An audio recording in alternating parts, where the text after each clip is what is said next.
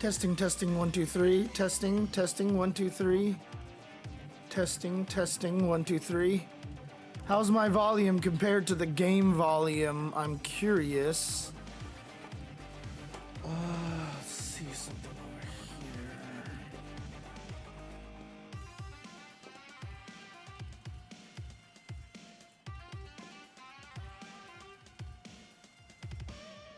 Oh, I see. Okay. So, let's see here. Oh, what the heck? All right.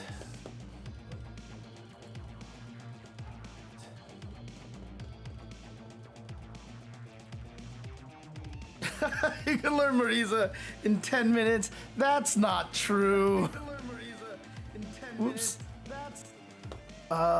let me see something here. Okay, trying to see something here. Let's see. Let's see.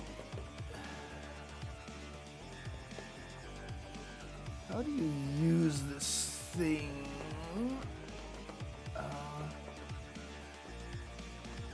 Oh, whoa. Oh, wait, huh?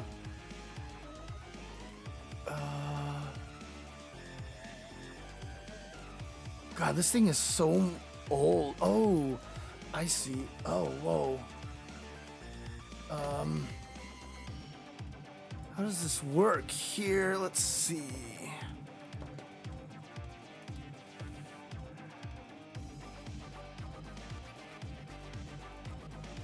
Testing.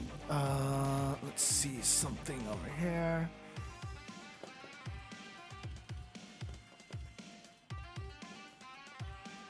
Okay.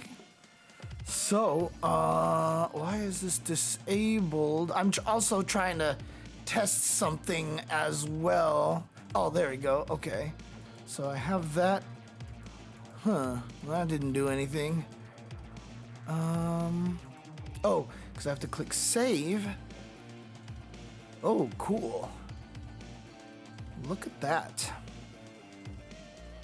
Okay. Where can I put this that makes sense? So that I can turn this on and off whenever I want.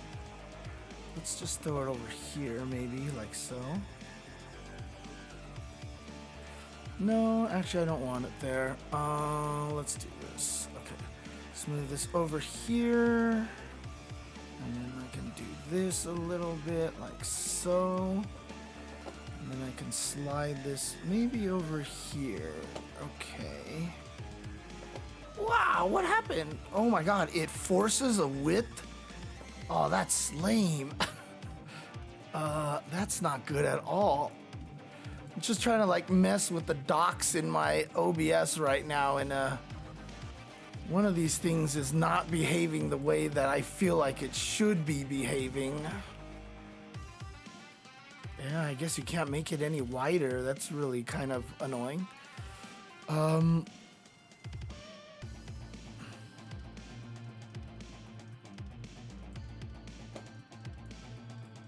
Guess I can just try this for now. I'll just try it like this for now. Okay. Okay.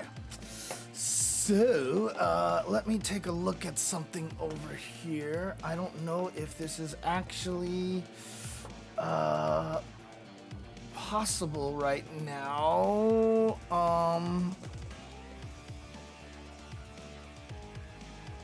Testing. I'm just trying to see if this works. Okay, hang on a second. Let's just do this over here. Okay. So,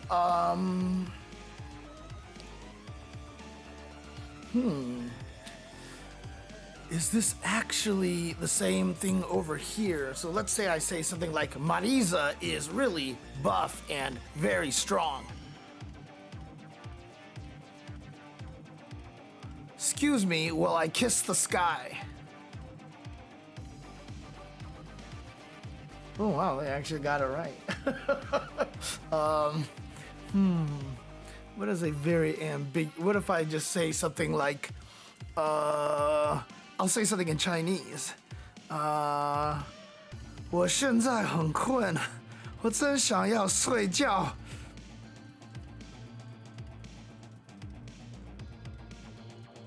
Okay, cool.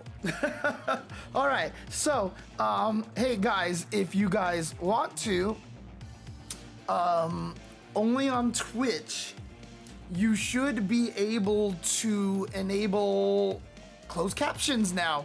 If you look at the bottom of the bar, you know, where you can clip things or go for the settings or cast or whatever like that, you can actually, there should be a CC option down there. And so you should be able to turn on closed captions now if you feel like having the closed captions on. So, yeah, there you go. Pretty cool, pretty cool. It looks like you can totally change the settings of the closed captions as well. You can do all sorts of crazy stuff here. Okay. Interesting, interesting. Presets, blah, blah, blah, blah, blah. Text. You can change the text size.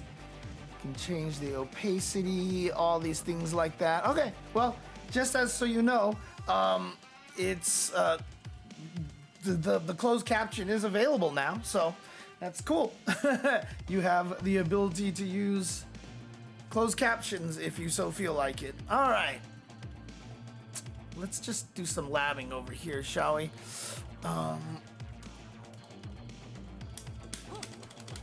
So I was just testing a few things with this character right now. Nothing too crazy.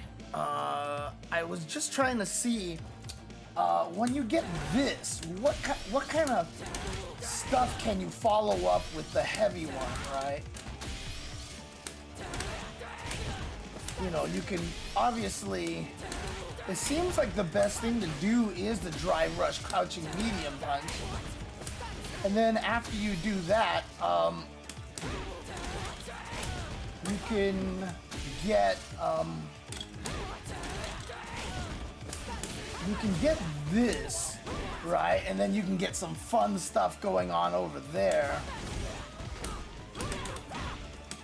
You know, you get all sorts of cool things like that. So I'm just trying to figure out what some of the best follow-ups to this is here. Like, without going all ham on your meter and everything like that.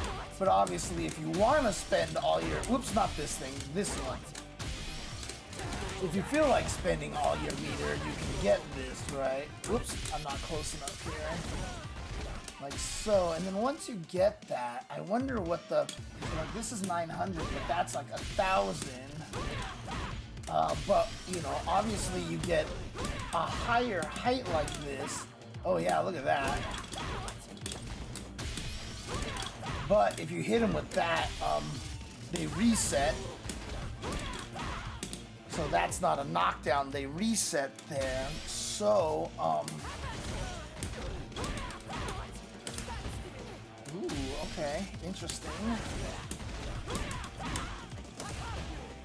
Wow, okay. Okay, so you can get a jab there like that, interesting.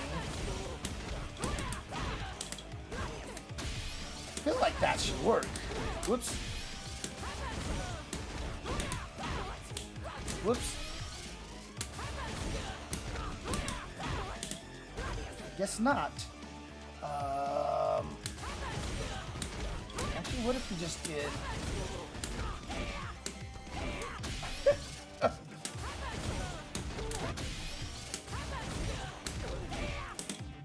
That works right there. Okay, right. So then, once you get this in here... Whoops. I'm actually still just 1,000 damage. Okay, so then you can get that. So, if I did... Okay, what am I trying to do here? I'm trying to do...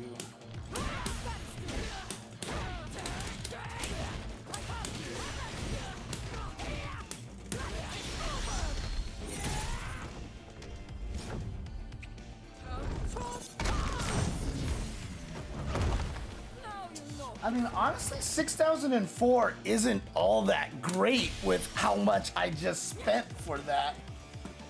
Whoa. My heavy kick button got stuck. I need new buttons. I need to head to Arcade Shop and buy some new buttons. Because, I mean, just doing that right there is only 300 damage less. And look at how much healthier my drive gauge ends up. So it's like doing all that follow-up stuff just doesn't seem to have any point. But I could also do...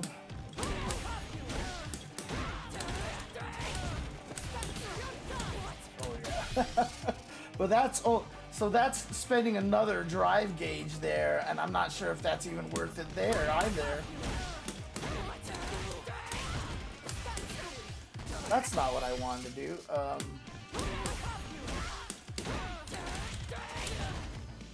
What was I trying to do again?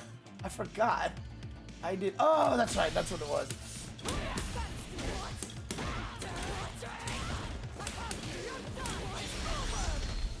So that's gonna be 5878. Hey, what's up, Toolbox? Thank you. Appreciate it. Appreciate you, man. So 5878.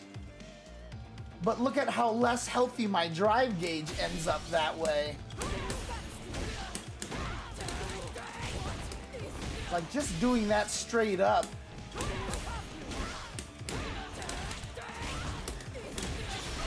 Like, is only 100 damage less, but as you can see, my drive gauge ends up in a much healthier situation. Like, I've built back like 2/3 of the drive gauge I've spent by doing the combo in that route, because raw drive rush prevents you from gaining your meter back for quite some time. So if you look at this, like, again, in case you guys aren't aware of this, raw drive rushes freezes your drive rush gain for drive gauge gain for 5 seconds. So 1 1000, 2 1000, 3 1000, 4 1000, 5. And see, now it starts coming back. So if you ever do these kind of things in the middle of a combo, you do nerf your gain back. So if I do this,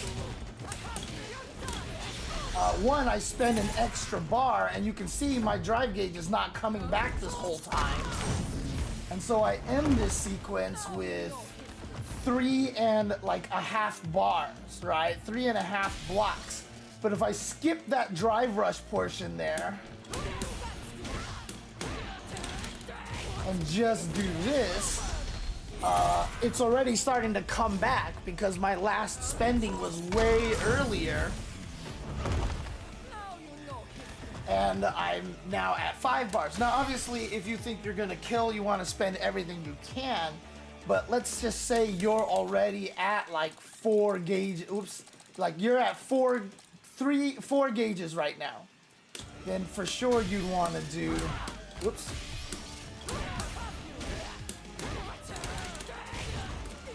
You'd want to do that route right there, because you're gonna at least be back to 3 by the time this whole thing is done. So that's much nicer. Okay, well, so here's the thing, right? What is it that Marisa wants to do? Like most of the time I see Marisa players, it's this or then, and then occasionally mix with that, right? Especially on block, because, let's see, yeah, it's a true block string.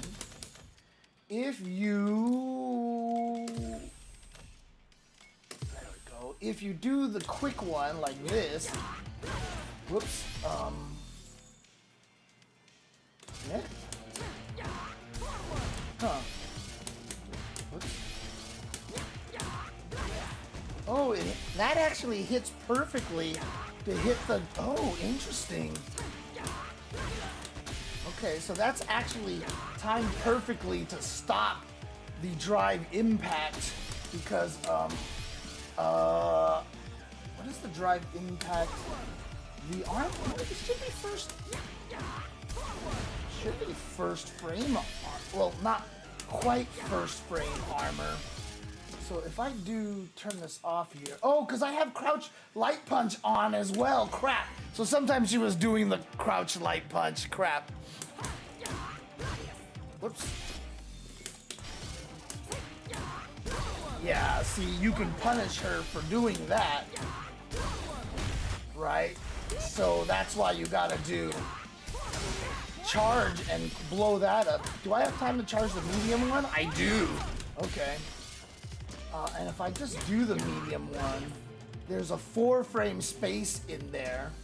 So can they just crouching light punch in the middle of that? Yeah, they can interrupt that. So you want to do the light punch version, basically. So you have to be careful of that, and then you can charge like this. But the problem is, if you charge, then you are vulnerable. Well, right, so you got that, but if they decide to do, for example, like let's just say they do crouching medium kick, like so,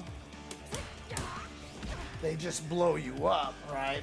But you can also do the whole thing where you do and then let go early to interrupt that stuff.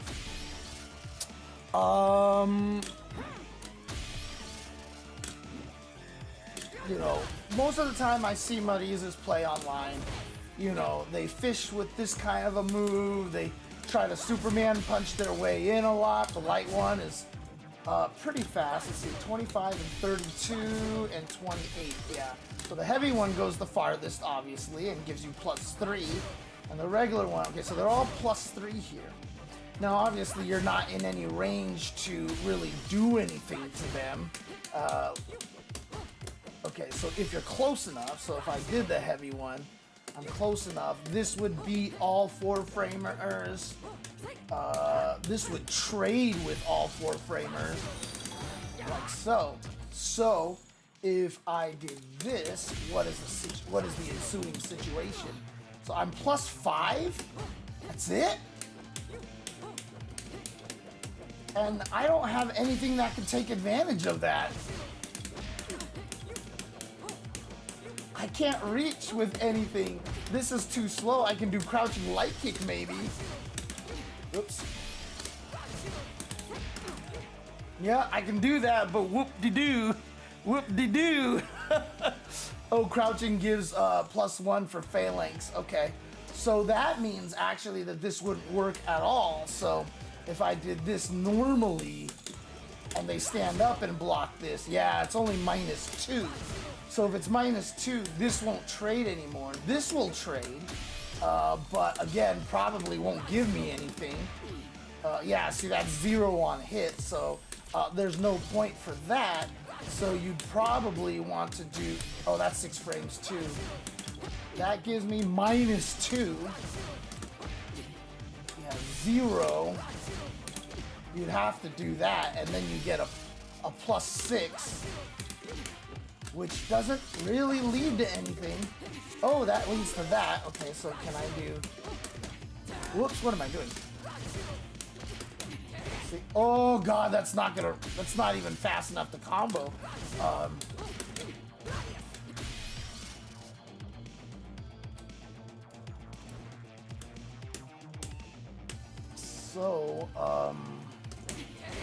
See, that should combo. But what's happening is you're just at a range where it like misses the active frame or something. So it combos here.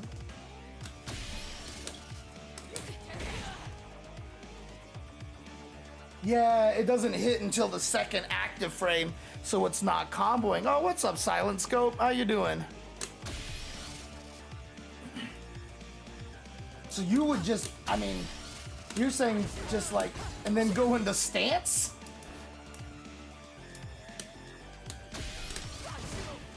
Whoops. But, I mean, you're plus, right? So people wouldn't be mashing in this situation normally. Most of the time, people would just block after this. So you could do, yeah, I mean, you could Like, oh my god, you're too far away. Well, that sucks.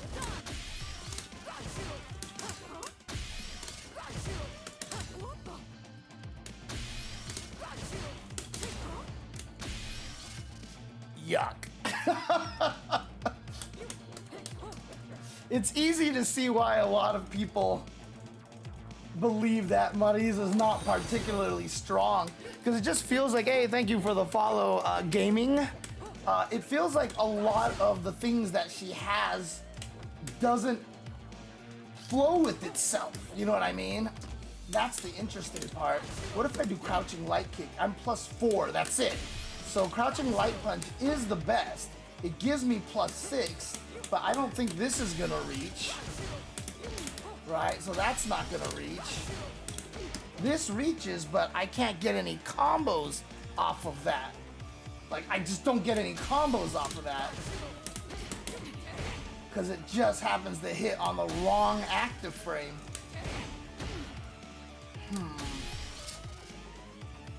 Although, interestingly enough... Oh, I see what happened. I'm just too far away to get hit there.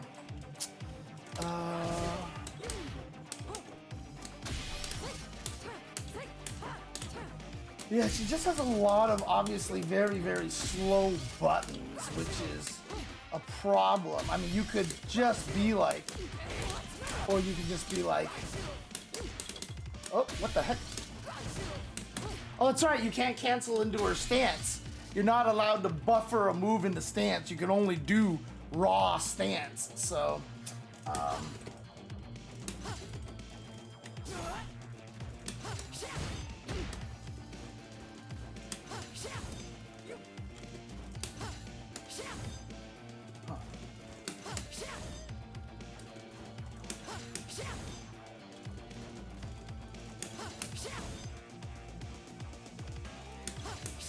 So the kick can't go back into the stance. I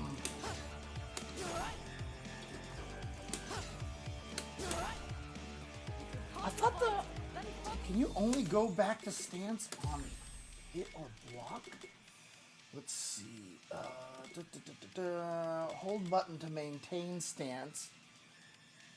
I could have swore she could do, because like I was doing some weird things, but I guess it's only on the armor trigger, perhaps. Yeah. Okay. Yeah.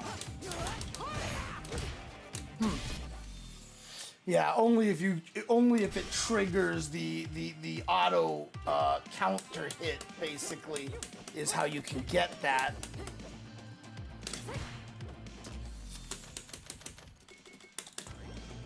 So just in general here, when you're fighting against Marisa, like, she fishes with these big long buttons, and obviously a lot of these are scary because you can get drive impacted out of a lot of these things here.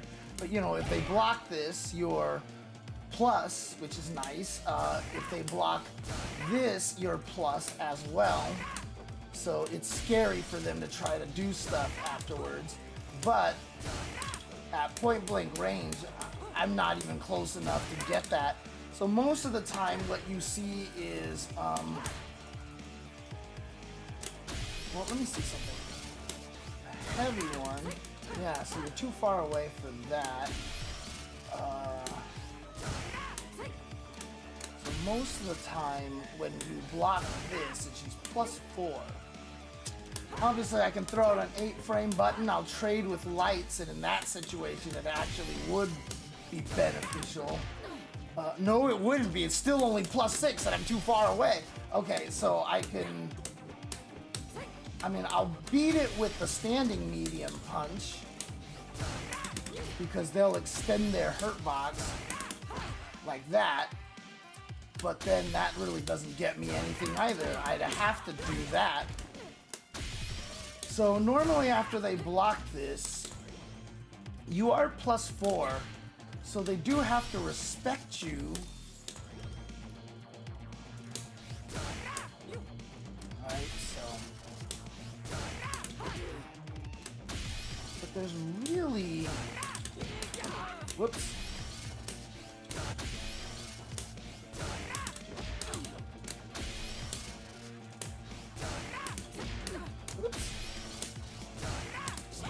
Oh my god, that's not what I wanted. It's cool, but that's not what I wanted. I can't reach with any of my other buttons at this point. I was talking about you a little bit, John the Automaton. Somebody was in the chat asking if, you know, I could help them like with some beginner strategies. And I said, I told him that I'm very good at that and that I have helped some players get to master, which I know I was able to do for you, so I was happy about that.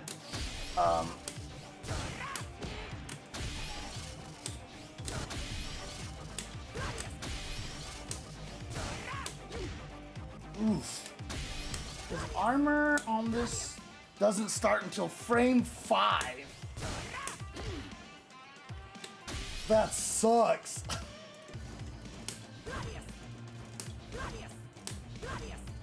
Frame 5.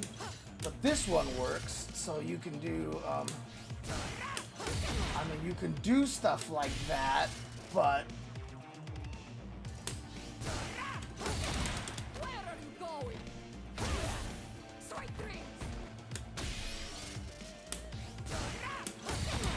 But that's only if you know they're gonna jab back like that. If they don't, then you basically are just there, and somehow, I doubt you're in range for that. So you just have to go for stuff like that. At least that's safe on block, right? Like, that's safe on block. This is not, however. That is super punishable. Super punishable.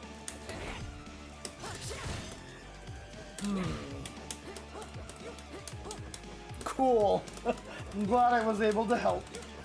I couldn't give you the Chun-Li specific help, so that was definitely the Chun-Li Discord helping you there.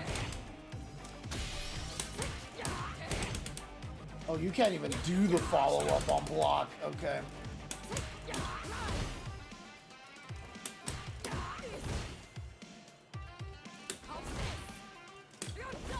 Okay, so that heavy one is safe. Oof. That was a lot of drive gauge damage. Oh, offense with Chun-Li. That's right. That's right.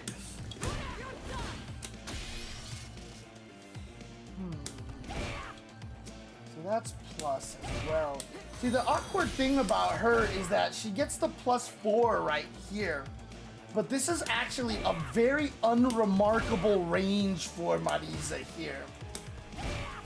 Her best poke becomes crouching medium punch, but that trades with the light punches and puts you too far away to do anything, right? So I'm +6, and this is my longest reaching 6 frame normal. I'm sure if I'm point blank, whoops, maybe not even point blank. Yeah, so the hardest thing about her is whenever she does this like this, she's not at a good space here. So, let me see something here. Okay, so in the corner, this is where, you know, she does get to like mess with you because, so she does. Oh, you're still not even in range for it on this one, huh? Okay. But this one you are. Oh yeah, okay, on mid-screen. Okay, right. It's the distancing that I was doing here. So if you tap in like this. So for her, you do in some instances get this, but the problem with this is if you do that, you are punishable, and the only way to keep yourself safe is this. No, that's even -5 there, and some characters will be able to hit you at -5, like this. Plus the other thing, like I said, if you just predict she's gonna try to do that to keep herself safe, you can just drive impact in the middle of there. But what you can do is, you know, oh, not that one. Whoops. You know, charge that up again, and now you're +4 at a range where you can't do anything anymore. Oh man. See, these are like some of the things that I actually, you know, when I fought against Marisa, I wasn't, you know, super cognizant of the distances here. I didn't realize that once she charged this, if you block that, even though she's +4, she's in a really awkward position. You know, she has moves like this, right? But that's a startup of 10 frames. So if I'm +4, I'll still lose to this. So if this happens, you know, she'll beat me with that. So let's do 3 here. You know, and if I turn this off,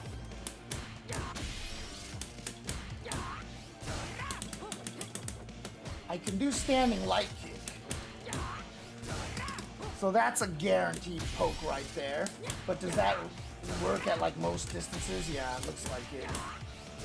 Yeah. Oh no, it doesn't necessarily work at max distances. Okay. So the follow-up button and the punch itself doesn't bring you far enough forward to make that a guarantee. It has to be at least fairly close to get that. But let's say I get the counter hit, right? Like, that's +2. I don't get anything out of that. Right, yeah, that's kind of what you have to do. Like, you know, take advantage of their scaredness right here. Can you actually get that if you just let go of the button earlier here? Yeah, you just have to let go early there. And so you get the hit that way. Pencil, other things too, like, for some reason, whenever I fought Marisa, I thought this had armor, I thought that had armor. Like, I thought all this stuff had armor. The armor only seems to be on Gladius, huh?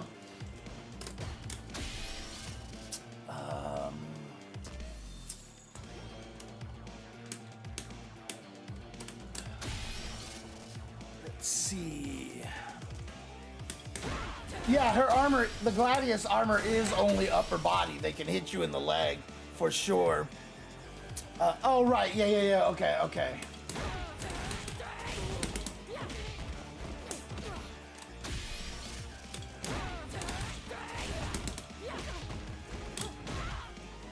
So that's her nice safe jump setup right there. That's +40. Oh, her safe jump is 39, huh? That's interesting.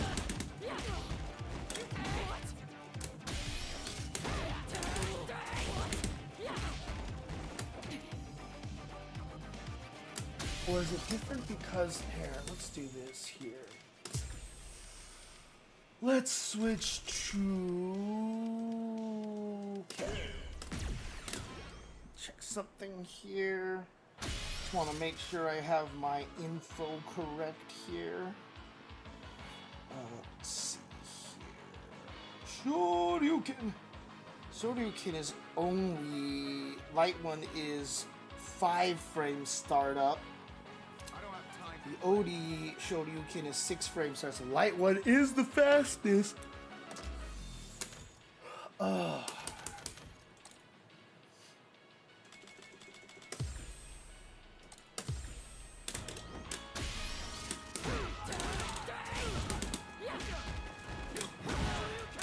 so that doesn't work.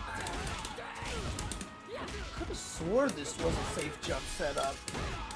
Or am I thought that was a safe jump setup.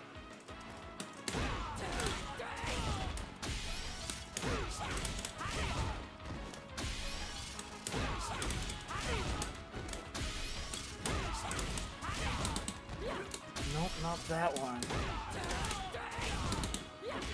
Because, yeah, this is only... Oh, have I been timing this round? Plus 41. Okay, so I've just been timing this badly.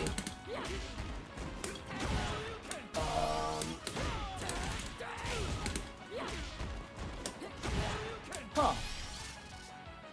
So does it only work on 6 frames?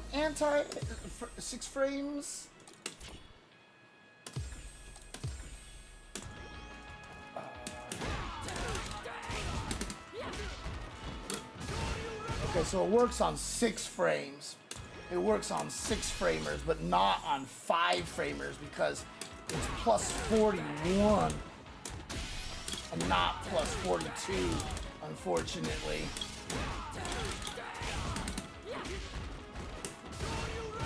Yeah, so it works on 6 framers. But if Ken does the light DP, now to be fair, a lot of characters that have DPs, let's see, Akuma's is 5 frames, and the light one should be invincible to airborne strikes, yes. So Akuma can blow it up. Let's see, can Luke blow it up? Let's see, light punch rising upper, yep, 5 frames as well. So pretty sure it's mostly homogenized between all the characters here. Unfortunately for Marisa, yeah, Ryu's light punch 1 beats that as well. Interesting. Yep, the muscle mommy here. Whoa, what the hell? I didn't realize that missed mid-screen like that.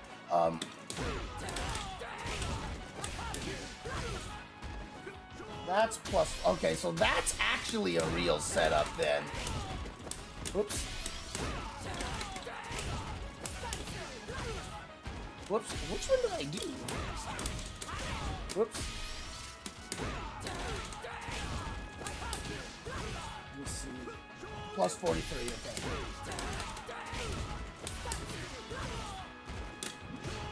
Yeah, that one's a true one right there then.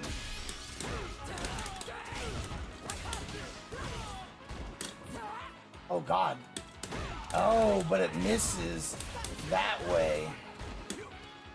She doesn't have a 2-frame safe jump window. Could have swore some characters did. Like, I felt like... Yeah, so 43 is actually, yeah, it's too fast.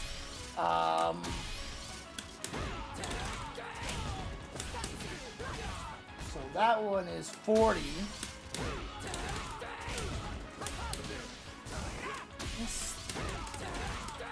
It's like they perfectly calculated it. They knew.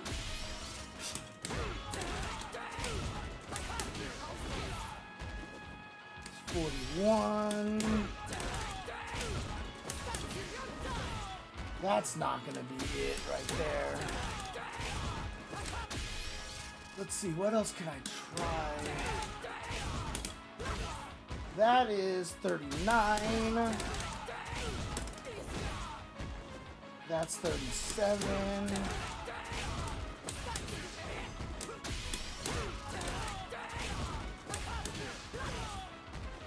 That's 43. That's 40. Wow. There's 43 again. Oh, the Superman, of course. Whoops, drive rush. Ah!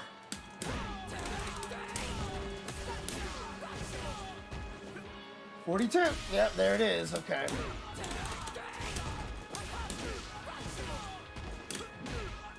There we go.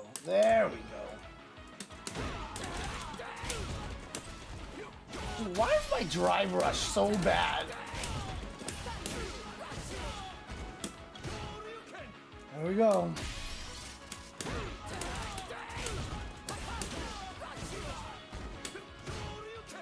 I always forget she has this move right here. Obviously, the problem with it is no range, but it is her only punch that is cancelable into a special move.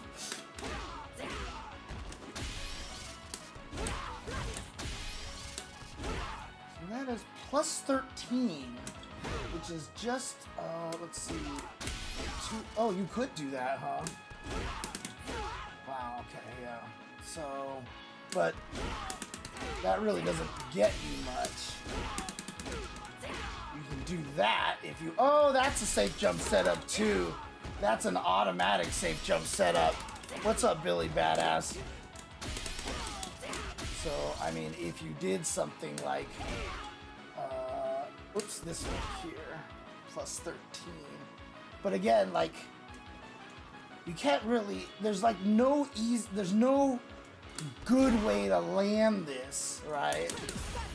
Like, that's not gonna work. Does it just work off of this? Nope, it doesn't. Like, that works, obviously.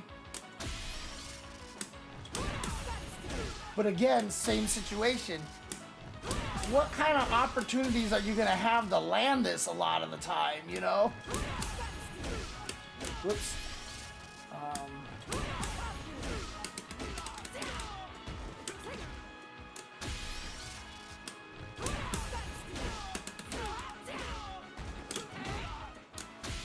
And also, honestly, it's not like...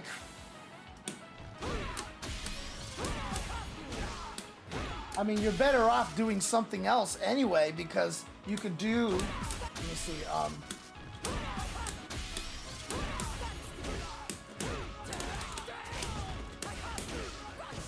you can set up the safe jump that way. Now, obviously, you are burning through some meter, but that is 4,000 damage right there, which is nice. Oh, you can just do that, right?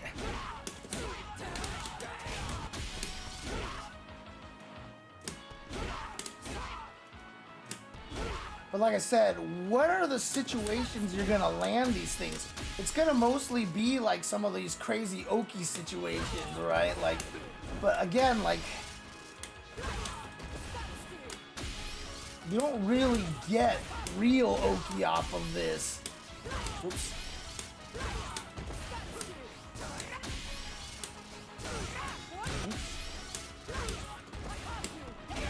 Like, there's a lot of time in there.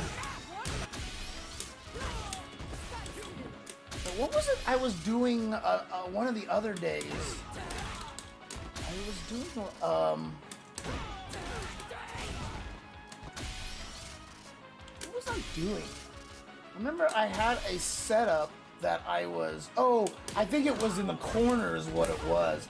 Yeah, that's what it was. Okay, yeah, you can do that in the corner because you're right next to them, but obviously outside of the corner, you're not gonna be close enough.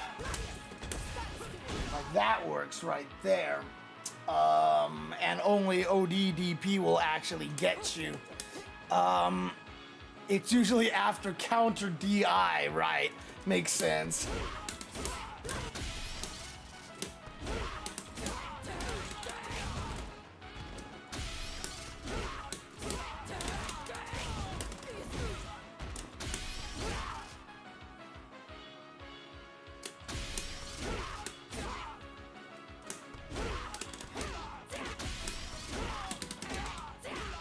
It's also like I end up doing accidental charges a lot.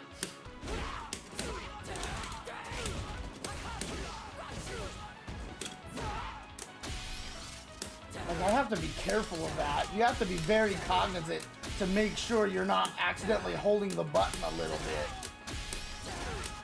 For certain things, right? Like if I want to do stand heavy punch here, like I barely held it, see? So it's 11 frames normally, but if you accidentally hold it too long, you can get 15 and like 14, and it barely looks any different too, but it's there. So you just have to get used to pressing the buttons very, very fast.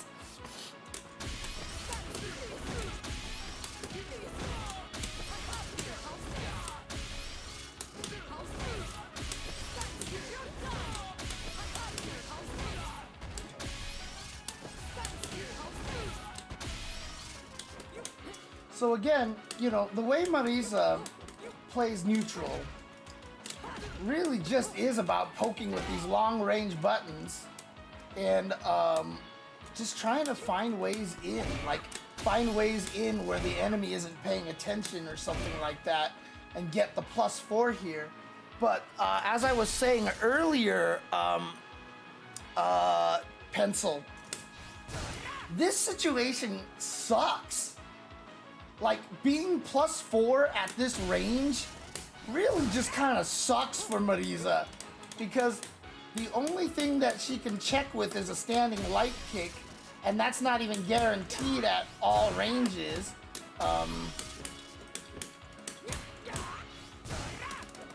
Right? That's not guaranteed at all ranges. Now, obviously, if you're close up, you can check with a light punch, but if they do a crouching light punch, wee! +2, wee! Right? So, like, and if I do, for example, crouching medium punch and trade, I'm +6, but wee! Look where I'm at, right? Like, you don't get anything out of this. Now, what you can do, obviously, is use this as an auto whiff punish setup, like that, right? And that's kind of the game right there for her. If they're gonna mash jab, now you can check with standing medium punch, like this. Whoops. And beat it and just combo like that. But if they do nothing, you're now forced into, oops, like, you're blocking this and now I gotta do something to keep myself safe. And usually it will be that, right? You'll just end up doing like this, but then, obviously, like I said before, if they know that, then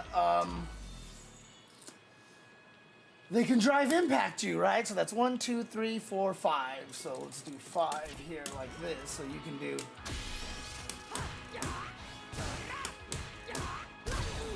And then you die. So obviously then you would mix it up. Whoops, yeah, that's what I wanted. And just blow it up with that, and you get chunky damage. Holy crap, I didn't realize it did 1/4 of your life when you get hit by that. And that is where Marisa is gratifying, right? Like, when you land that shit, like, you're just like, yeah. But the problem is, like, as soon as they block this, you are in a mix-up, right? Like, now what you can do is hold it for a little bit, and if you don't see the drive impact, let it go, and then you're kind of safe. But then you open yourself up to something like this, right? Then they can hit you. So as soon as they block stand medium punch, Marisa is the one getting mixed up here. She's the one that has to figure out what to do. So her options become quick one right away to blow up any buttons, charge it to blow up drive impacts, and then delay it a little bit to blow up like delayed buttons and such. Or slower buttons than light punches. But as soon as they block this, it's Marisa who's in the mix-up, who's really honestly in the mix-up, and that's something that I have to remember. They can ODDP the gap between medium punch and Gladius. Oh yeah. And then like there's nothing you can do.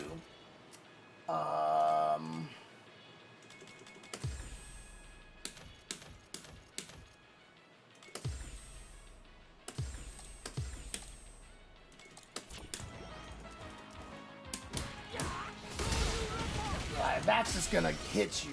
Now, if their ODDP is only 1 hit, you'll be fine, but whose ODDP is only 1 hit?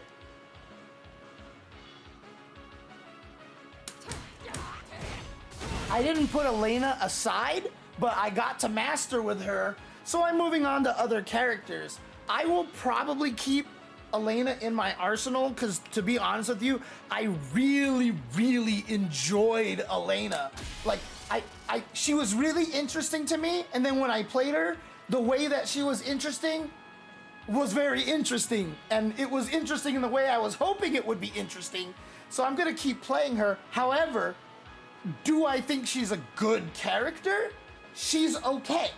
She's clearly good enough to like do some damage, but if you know how to fight Elena, if you realize where her weaknesses are, she can have a little bit of problem.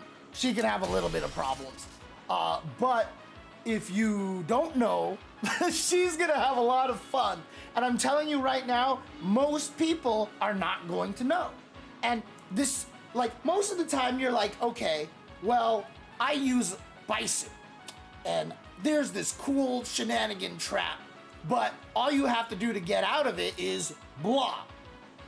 The chances of people knowing that versus Bison, as opposed to knowing that versus Elena, you can actually reliably hope that most people aren't going to know and take advantage of it by when you play Elena.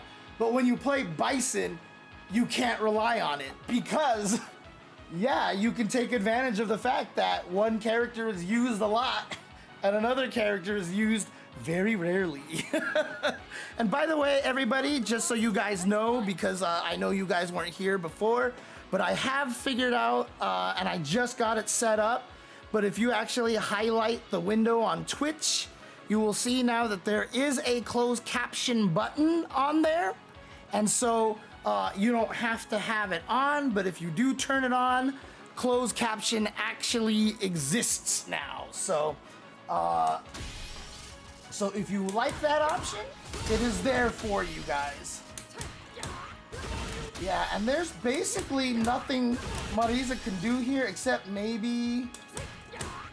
Whoops. Oh, but again, you can't cancel into Scootum because they hate Marisa. Like, I can't even cancel into the Scootum because, like I said, they hate Marisa. Oh, man. Now, obviously, Chubby Pencil, I never get this benefit because I'm a Kimberly user. So I have to hold all the stupid mix-ups, which makes me very, very mad. But what I have to realize is after you block this, like,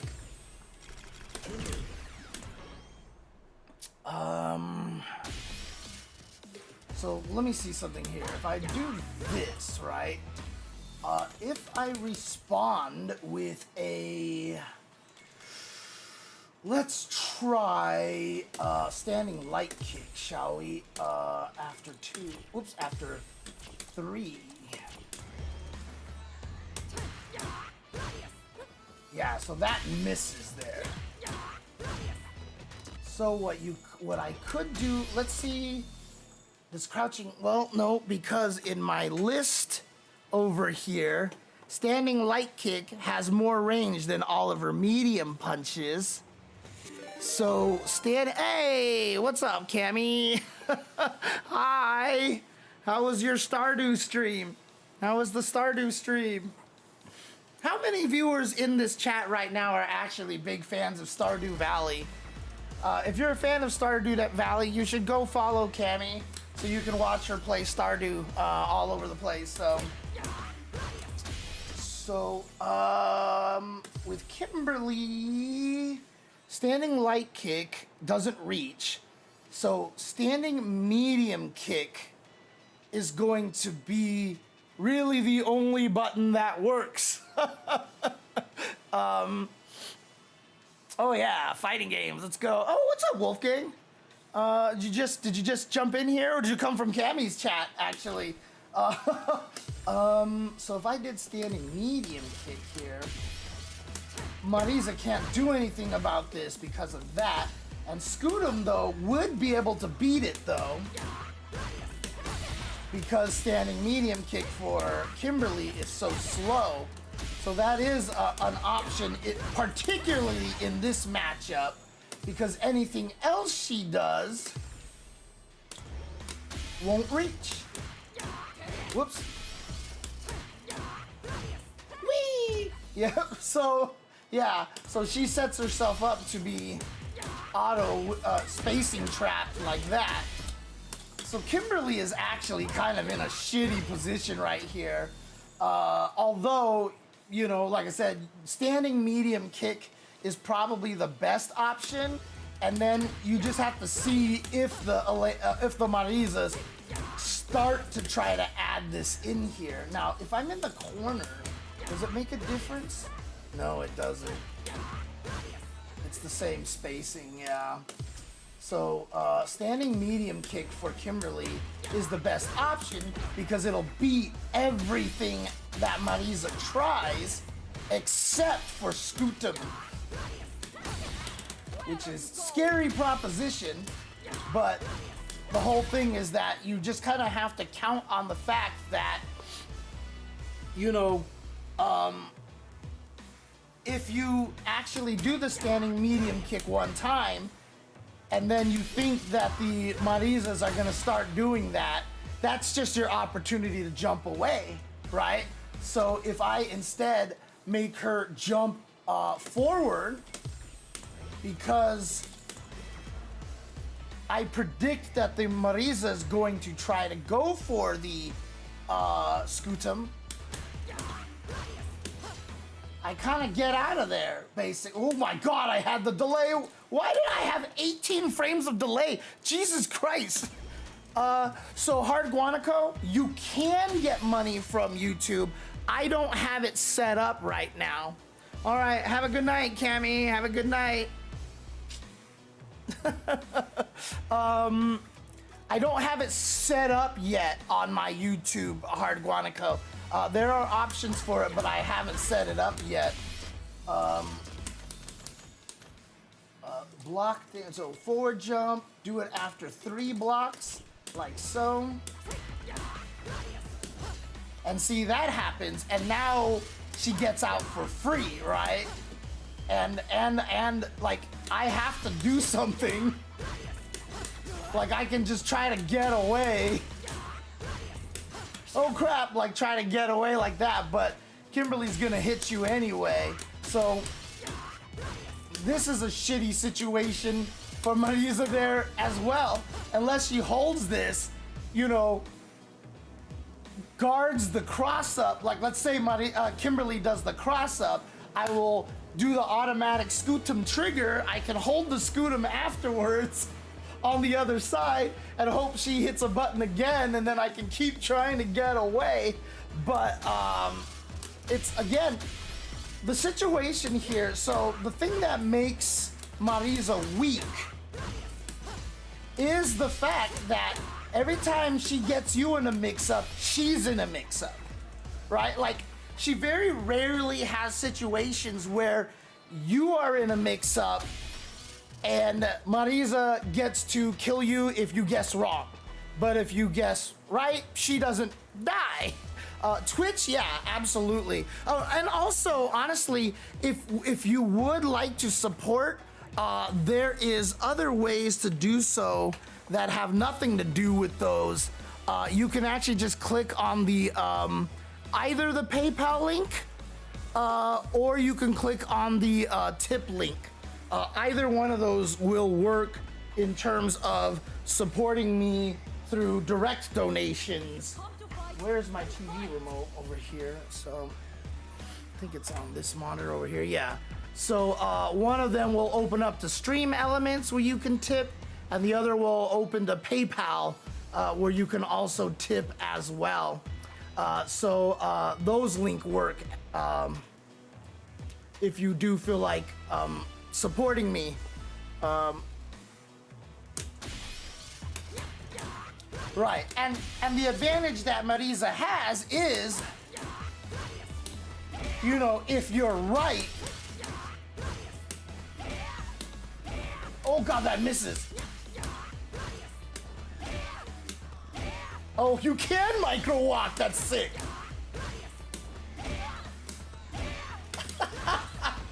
So, like, if you're right with Marisa, oops.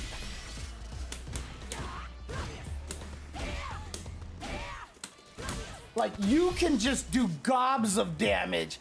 Oh, that's right. The links aren't coming up on the on YouTube. That's right. Because I don't have them set up that way. So, Guanaco, here, this is the PayPal link. And this is the Stream Elements link. Wait, did that not post? It should have posted to the YouTube. Did you guys see it or no? Weird. Okay, let me try this one here. YouTube, why are you not pasting my links? Okay, hang on a second. Let me just do it a different way. Oh boy. Streaming on multiple platforms is the right thing to do. It is the smart thing to do. But clearly, obviously, there are growing pains of it for sure. Let's do this here. So I'll do this. The chat shows up here. So let's do this again. Oh, wait. Oh, no. Never mind. I think this should work here. There we go. Try this. What? Wait a second. Oh, wow, YouTube has a character limit. Oh, I accidentally copied too much. Okay, hang on a second. J Chenzor, there we go. Okay, this should do it right here. There it is. So there you go. So that's the PayPal link. And then there's also a Stream Elements link, but I'm suspecting most people are just going to use the PayPal one because everybody's used to using PayPal basically. So there's a Stream Elements link. There's a PayPal link over there. Please let me know if you see them. I don't know why they're not showing. Oh, there we go, because I had paused it. There you go. Okay. Yeah, I'm already learning a lot about her weaknesses here.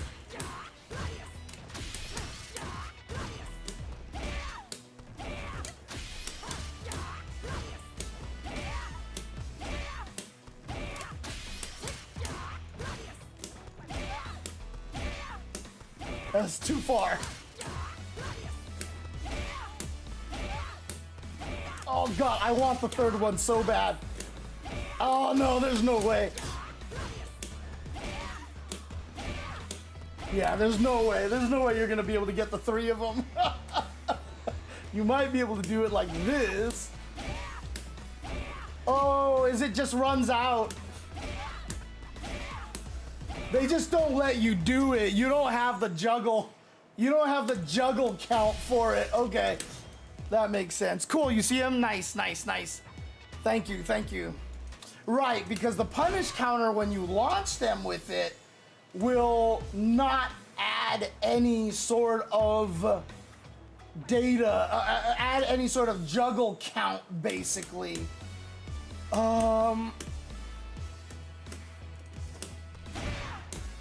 Whoops. Yeah, see?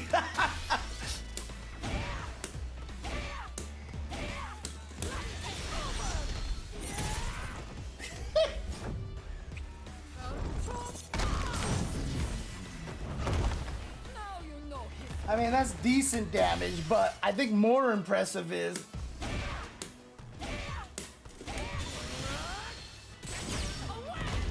I mean, that's 5,000 for no drive gauge spent and only a level 2.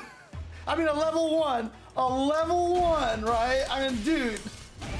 And the way you can land this is the no shimmy shimmy, right? Like, if you can get to a position where you are outside of their throw range when they get up and they get scared, and you have just like the craziest prediction that they're gonna wake up with a throw, you can do stuff like I could probably like that, right? So like, whoops.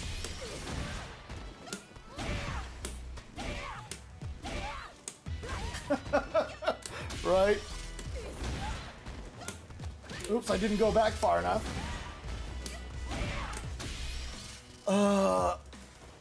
Her charge crouch actually retracts her hurt box a little bit. Nice, okay. Whoops. Not that much. Oops. Ah, yeah, look at that. Because I think if I did that same walk back, I do get thrown, yeah. So I could do this, walk a little bit back, I still get thrown. But if I walk a little bit back, oh, okay, not that little. Okay, never mind.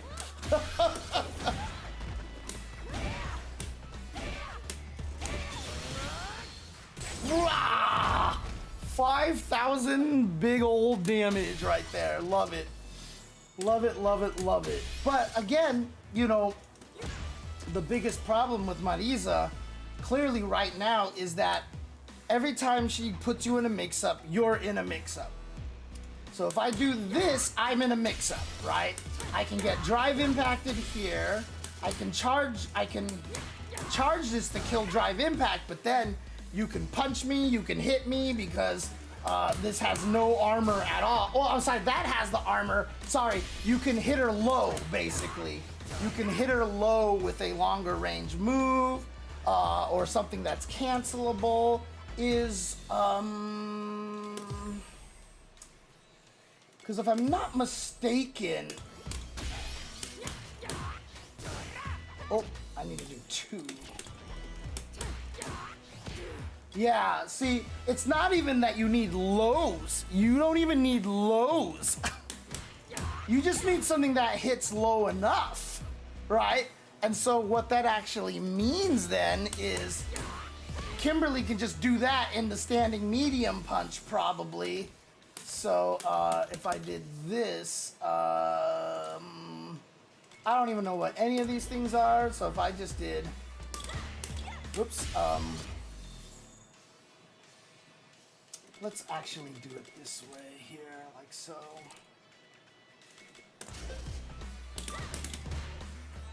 I forgot, does it say reversal in this game here when? I think you just have to trust it, right? Oops.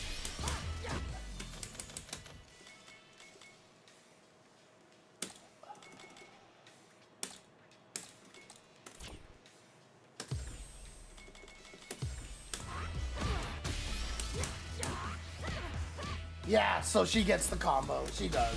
She gets the full combo after that. So again, if you think the Marisa is gonna charge, you can hit her and get a big old combo off of that. Now again, you'll lose to that, right? If she just unleashes this right away.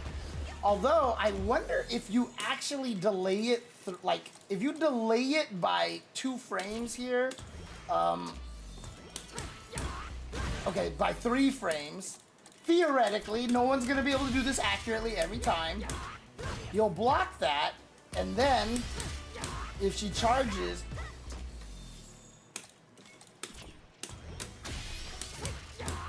so, whoops. What did I do?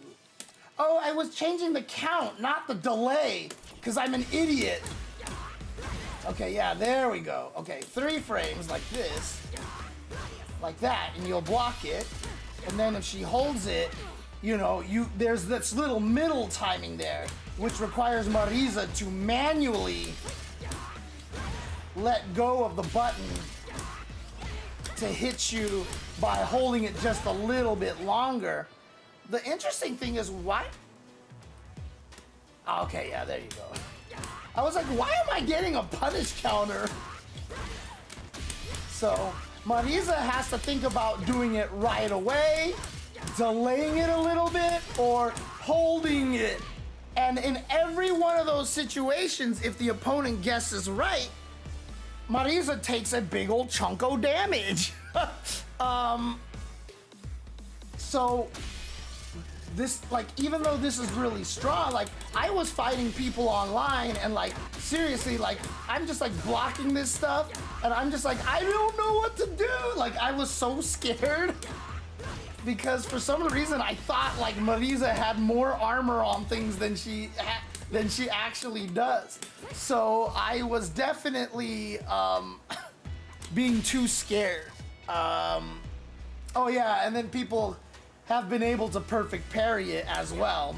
But again, that's why you gotta alter the timing a little bit, right? So if they try to perfect parry it, you can actually alter the timing enough so that they won't perfect parry, which is another reason why you want to do maybe a slight hold every so often.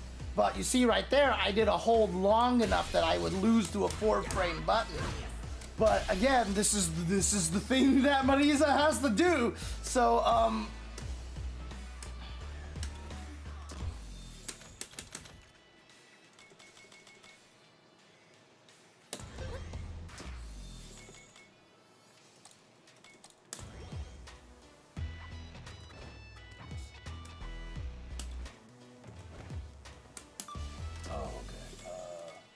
wait, the return trigger is on input. What? Why is it not? Oh, but did I just? No, I did record over slot 2. Yes, I did. But why? The hell? Why is it not doing it on input? I guess I could have swore I've done this. Okay, I'm super confused right now. All right, there we go. That's all I wanted to do. That's all I wanted to do. And on replay, I don't want to repeat this, so I just want to do it manually. So if this hits, you're +6. So like that's maybe the best that you get. Whoops. Like that's the best that you get right there because, whoops. This is not even, that's not even a true combo. Even if you were in range. Oops.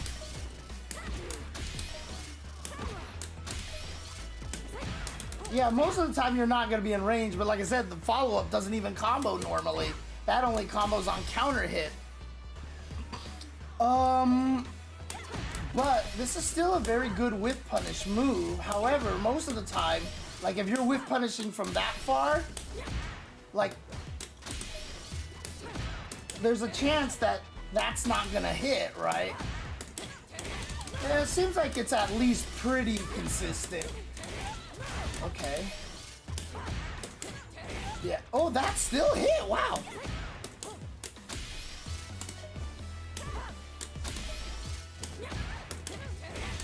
Oh, okay. So it's pretty consistent. At least. Okay. I thought there was going to be ranges where it misses, so. Heavy kick after the forward medium punch is special cancelable, but it whiffs on crouch. Wait. Oh, you're talking about that, right?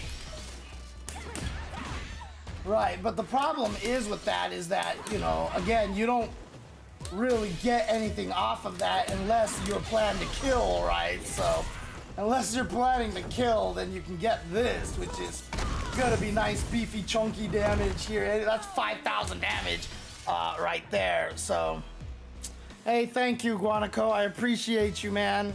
I appreciate you.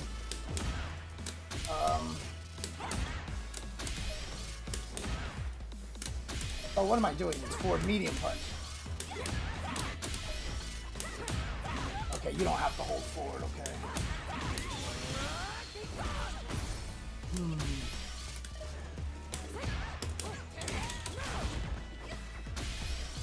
The problem is with this.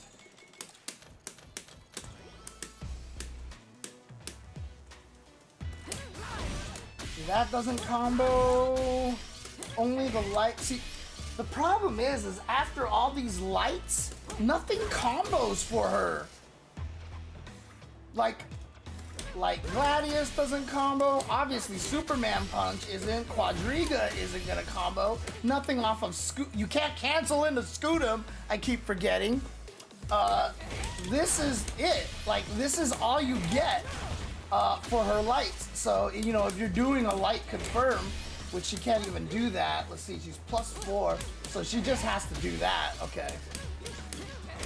So her light confirm is just that, basically. Here. Yeah, no, for sure. Oh, well, if you watch my videos and stuff like that and watch all the ads on my channel, that will get me money on YouTube. However, there are also ways to support on YouTube streaming, like Twitch can. You can, you know, it's not a subscription necessarily. It's just like a, hey, you know, here's money. I am part of your, you know, I am part of your channel now. So, yeah, she just can't cancel into Scutum because, like I said, they hate Marisa. They just hate Marisa. Like, there's no, like, it would be nice if she could because she would get some sicko mix-ups off of that. But they just don't let her, you know? Like, honestly, like, why do you hate Marisa so much, you know? Whoops.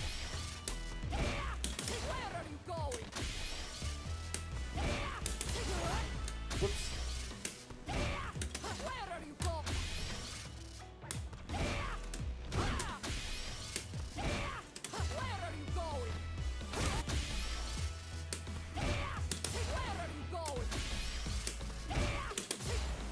Now, hang on a second.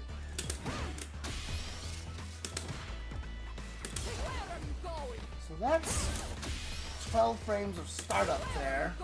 Whoops. Oh, I accidentally held it too long. So there you go. So that's 13 frames of startup. Whoops.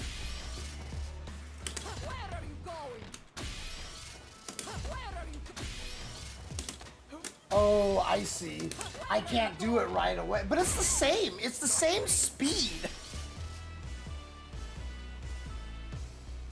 It's actually the same speed. Sea Viper can cancel into focus, right? Yeah, she can cancel into focus. What's her average startup? Like, you know, for her lights, most characters have 4 or 5 frames. She only has 1 4 frame, a 5 frame, and then 2 6 frames. And her medium, I mean, they're generally slower than most characters. She doesn't have a 6 frame medium, for example. Her only 7 frame medium is this, which doesn't have the range to be as effective as you would like it to be, right? But obviously she's got some long buttons here. So this one reaches hella far. And they were really at least nice enough on this move here to now make it +3 on hit because it didn't used to be. It used to only be +2 on hit. So if you did drive rush, crouching medium kick, you only had 6 frames. So a lot of times when you did this, this was the only thing you could combo into. So she used to only get that off of her drive rush, crouching medium kick. Fortunately now, she can get this. And imagine, before season 3, you couldn't do that. Like, and look at that, it doesn't even reach at most of the ranges. But, you know, the reason why this is really nice here also is, let me just see something really quick. Yeah, so her crouching medium kick doesn't add scaling, right?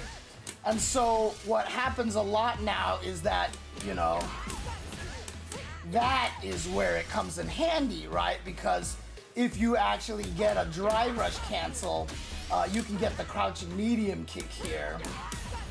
This was, oh, I guess you could do that. Or was it? There were just certain situations, and unfortunately I can't think of them right now, but there were certain situations where just like canceling into this one is like preferable. But I can't remember the situations now, so. Why is her moveset so dominant then? Because I thought she had low frame rate moves. Yeah, she doesn't. She kills you on fear. So, Billy Badass, like, you remember my last stream that I was playing Elena, I was getting blown up by all of the Marisas because I didn't understand her frame data well enough that I was letting most of the Marisas get away with stuff. So example, like I did this, and I let the Marisas get away with that, right? I have to know that with Kimberly, if I block that, I can do standing medium kick, and essentially, there's nothing Marisa can do about this, right? I would always hit jabs, and if I hit jabs here, I would get auto whip punished. Whoops. Oh my god, that doesn't reach? Well, I can do crouching strong, right? Like, I would just let Marisa get away with a lot of stuff, right? And then also when I block this, I didn't realize how shitty of a situation Marisa ends up here. Like, after you block the charge Gladius, she's +4, but she's too far away to really do anything. You know? Now, obviously, it's very scary if you do crouching light punch here, because, whoops, she can, you know, time an auto whip punish here, but that requires her to time to autopilot that. So if I know she's gonna do that, you know, I just do nothing, and then I block this, and now she's back in her own mix-up again, right? Because again, I can, if I think she's gonna do the short one, I can drive impact her, and it kills her, right?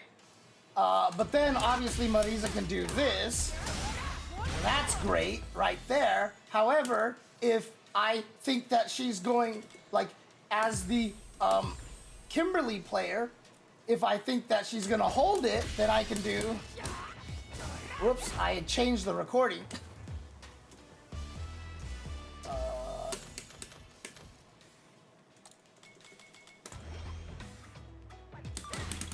Whoops.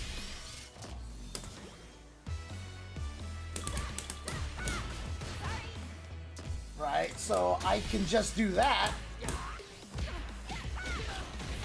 Right? So if I think she's gonna hold it like this, then she gets that. So Marisa can kind of loop you a little bit, but there's a lot of ways out. And this is why I keep saying this is a game that you have to study, right? So obviously I can feel this out, right? Like a lot of the old fighting games, I can feel out the situation and, you know, over time learn how to, but the thing about it is so much of it is so frame data specific that if you're trying to feel it out, you are wasting a lot of time. You are wasting a lot of time. So you actually need to study these things a lot, and that helps, honestly.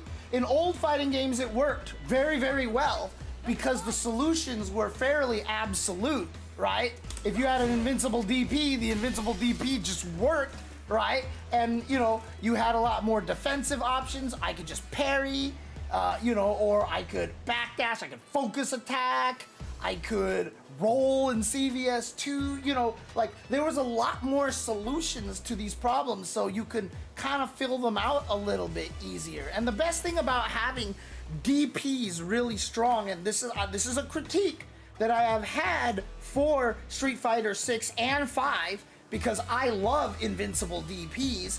So in season 1 of Street Fighter 5, 4 characters had invincible DPs.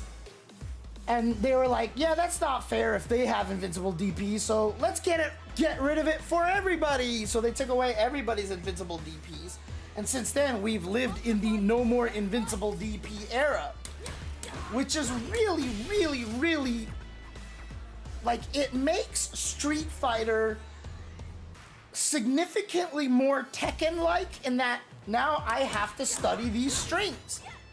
Now, obviously, if there's gaps in the middle of these things, you know, it's good that, like, if I did this, like, there's no way I can keep myself safe if someone just had a regular DP that could just beat me there, right? So that's kind of a shitty situation.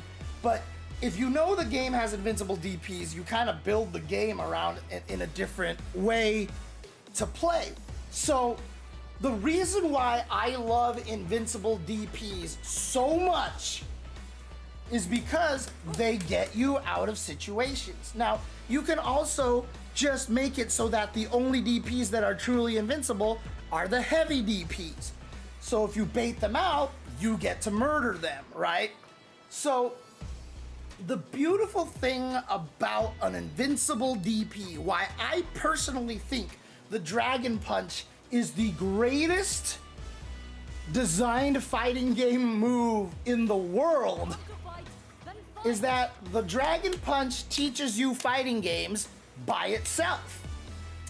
Because, like, let's say I knock you down and I try to, let's say I knock you down and I try to do a meaty, you wake up with a DP, you hit me, and now I'm thinking, and then I try it again, you DP and hit me, so now I'm gonna think, well, you know what? What if I just don't do anything? So you walk up and block the DP. Whoops, I have her on wake up throw. So you block the TP and you murder the other person. And also, by the way, the damage that you can do to people on block DPs is too high now. The way that you can punish DPs is too much. But the beautiful thing about it is you block the DP and then you murder the other guy. And what happens here? What is the psychology of this entire situation?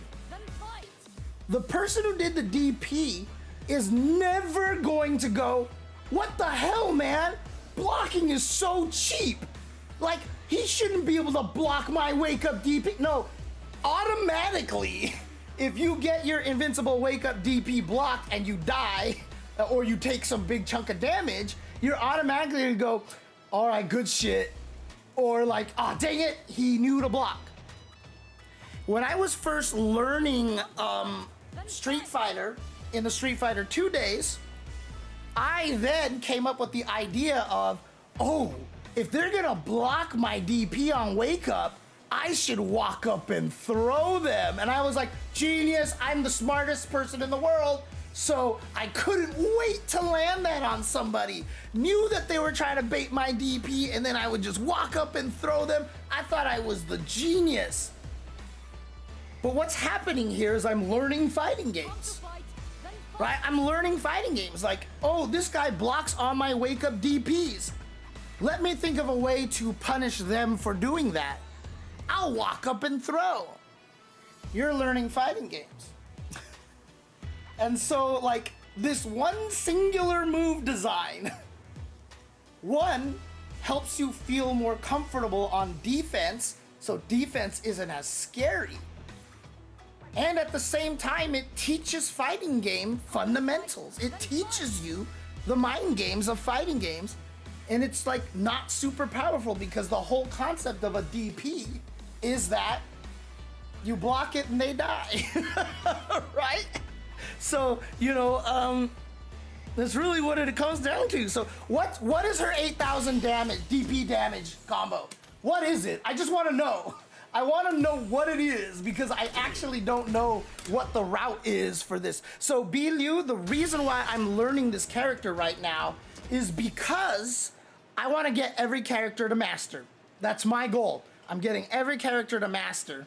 And two, the reason why I picked Marisa is because I lose to Marisa consistently when I fight her online. Because honestly, I know probably the least about Marisa out of every character.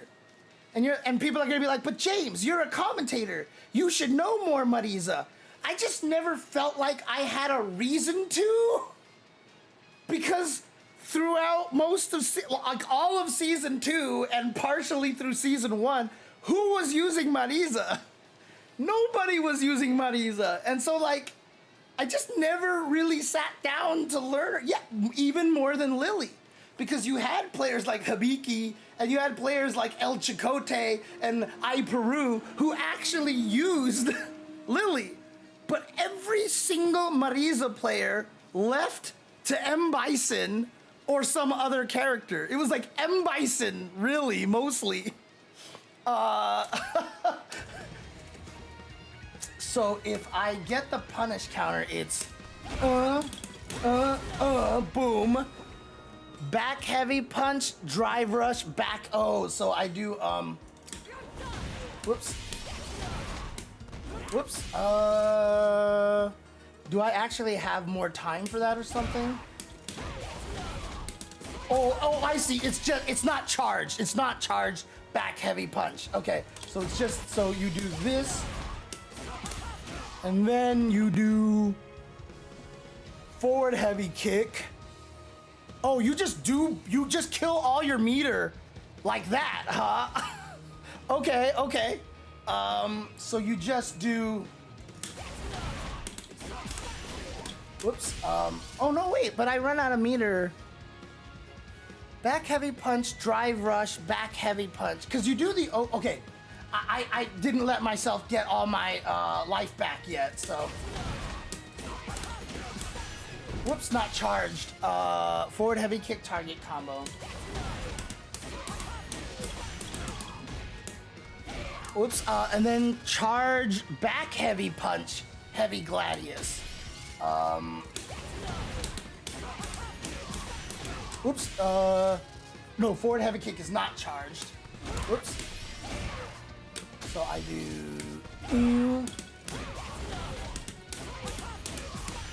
whoops.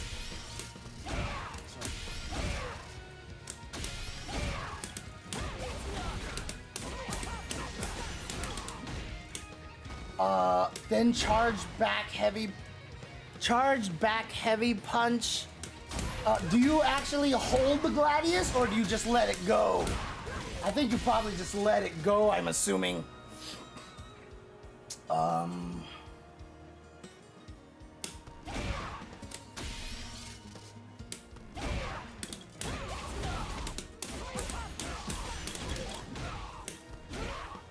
Okay, yeah, there it was. Okay.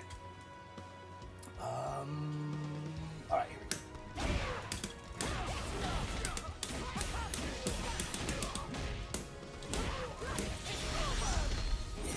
Jesus Christ.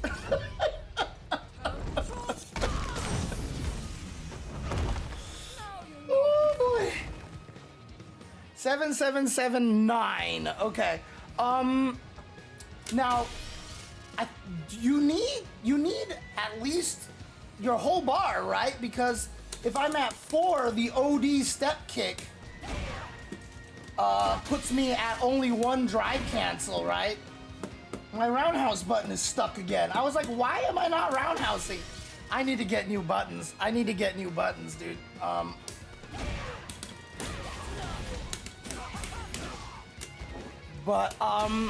Okay, so if I start at 4 bar, is there like a different path basically that I can do? Oh,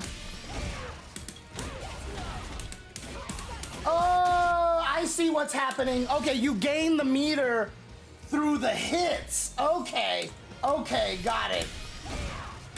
Whoops. Whoops.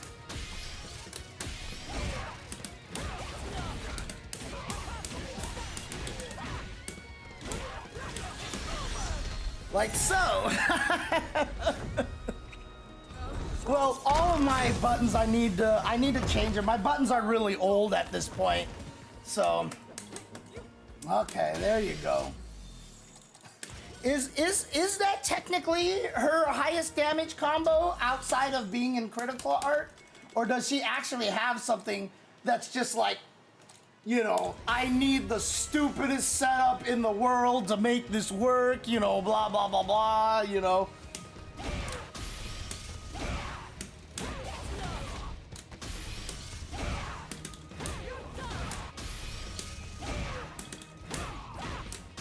Where's my, what?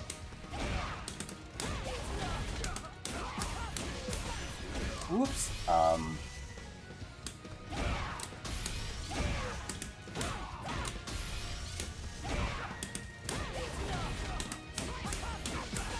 I keep hitting the wrong button there. All right, it's that. So back heavy back, heavy forward, heavy kick.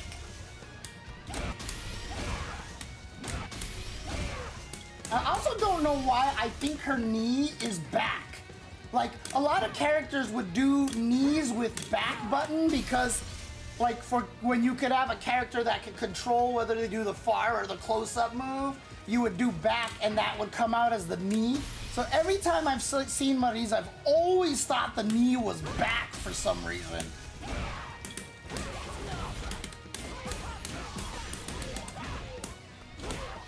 Whoops.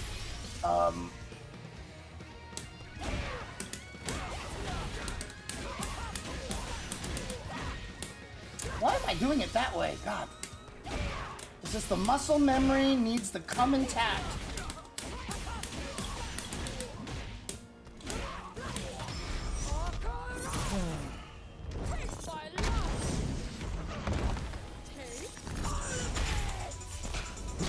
Oops, let me do something really quick. Need to do some dailies on my stupid Street Fighter Duel here. I very rarely change my buttons. It's very rare that I actually have to change my buttons. However, the buttons in my controller right now were taken out of a TE stick that I also used a lot of and beat up in the past. So these buttons are like even extra beat up. They were beat up when I put them into the cabinet. So that's why I actually need to get new buttons, because these are already dual layered beat up buttons basically. The reason why is because the original buttons that come on the Quamba 2009 are silent buttons. I can't use silent buttons. It feels too weird to me. It feels squishy, and the fact that they aren't loud actually throws me off. I prefer them being loud. So I switched them out for a TE stick. A TE stick that basically was kind of like at its last leg, really.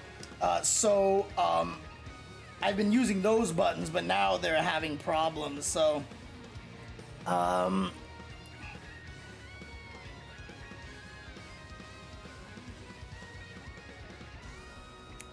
instead of charge back heavy punch, oh, you do charge down heavy punch and charge level 1. Oh, I see what you're saying. What's the damage on that? Let's find out, shall we? Let's find out. So I just did 8,000 damage on that with the critical art. That's crazy. What do you mean? So maybe it is me? I feel like I'm going through Seimitsu silent buttons like every 8 to 12 months. Okay, I don't have experience with silent buttons a lot, B. Liu, so I don't know if they're made differently. What is breaking on the buttons? Like, what are you changing? Because maybe it's just something that you just have to replace the padding on the inside or something. So it could just be something like that.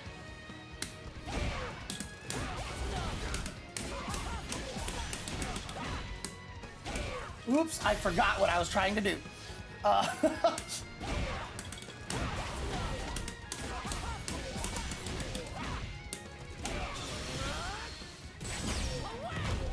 That's 6,000 damage right there. 6,000 damage. Is it practical to learn to play all the characters that are giving you trouble? It's like most of the cast for me. You don't have to learn how to play the character. You don't have to learn how to play the character, but if you even do your due diligence, like I am doing right now, just figuring out the most annoying, and this is the thing too, right? You don't have to learn the character all the way.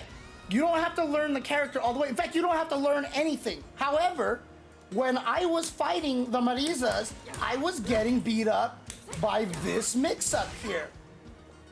And so this is one of the first things that I just labbed with Marisa. I wanted to learn what my options were to blow up the opponent so that I can know what options to blow up the Marisa options were.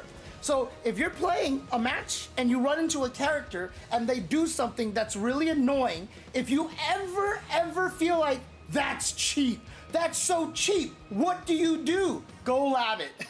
Go lab it right away, because you'll find out what makes it not cheap, and that's all you have to learn. That's it. Learn that one thing, learn that scenario, and then keep playing online. And then it could be on the same character, it could be on another character. You're gonna run into another thing. I don't know how to handle this. Go lab that thing. And again, Replay Takeover is brilliant. So if you haven't used Replay Takeover yet, when you do Replay Takeover, the opponent's inputs just keep going. So they are going to do the thing that they do. You don't even have to learn that combo. Just turn on Replay Takeover, and now it just plays the opponent's inputs as it were. Even if you interrupt them, it doesn't matter. But that just means that whatever cool setup they did to you, they're gonna do it to you anyway, even after you do the Replay Takeover.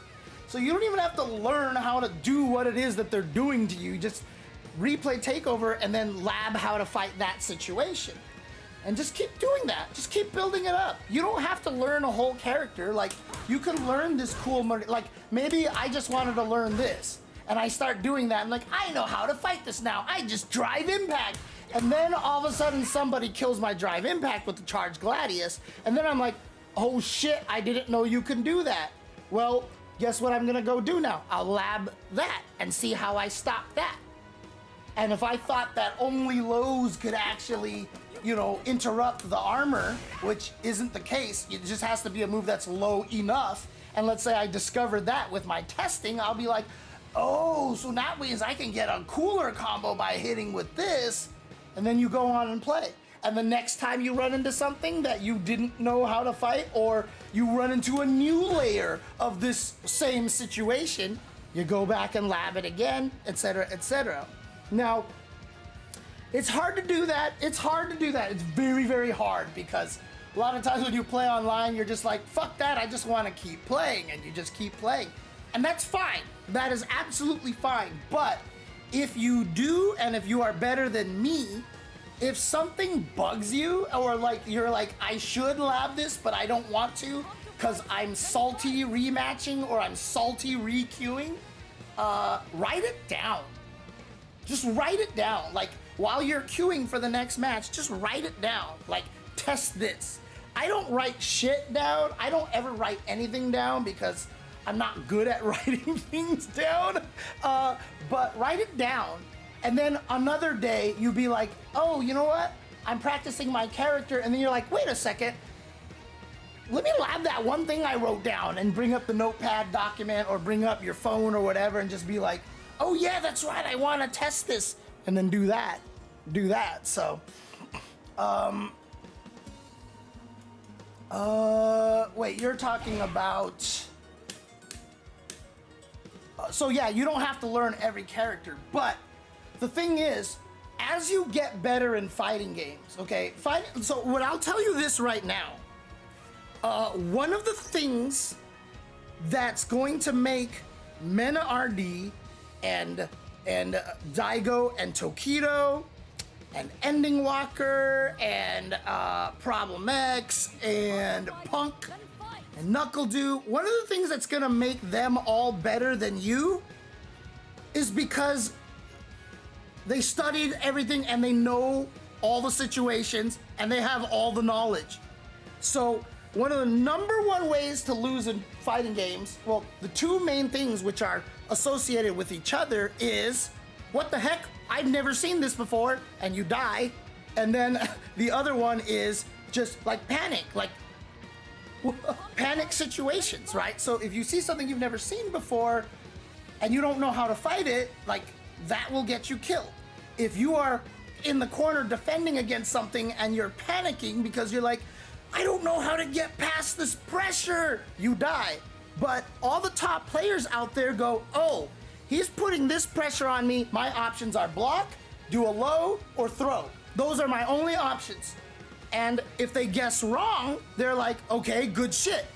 But that doesn't create salt, right? Like, they're just like, he guessed right in that situation. He predicted me. Good stuff.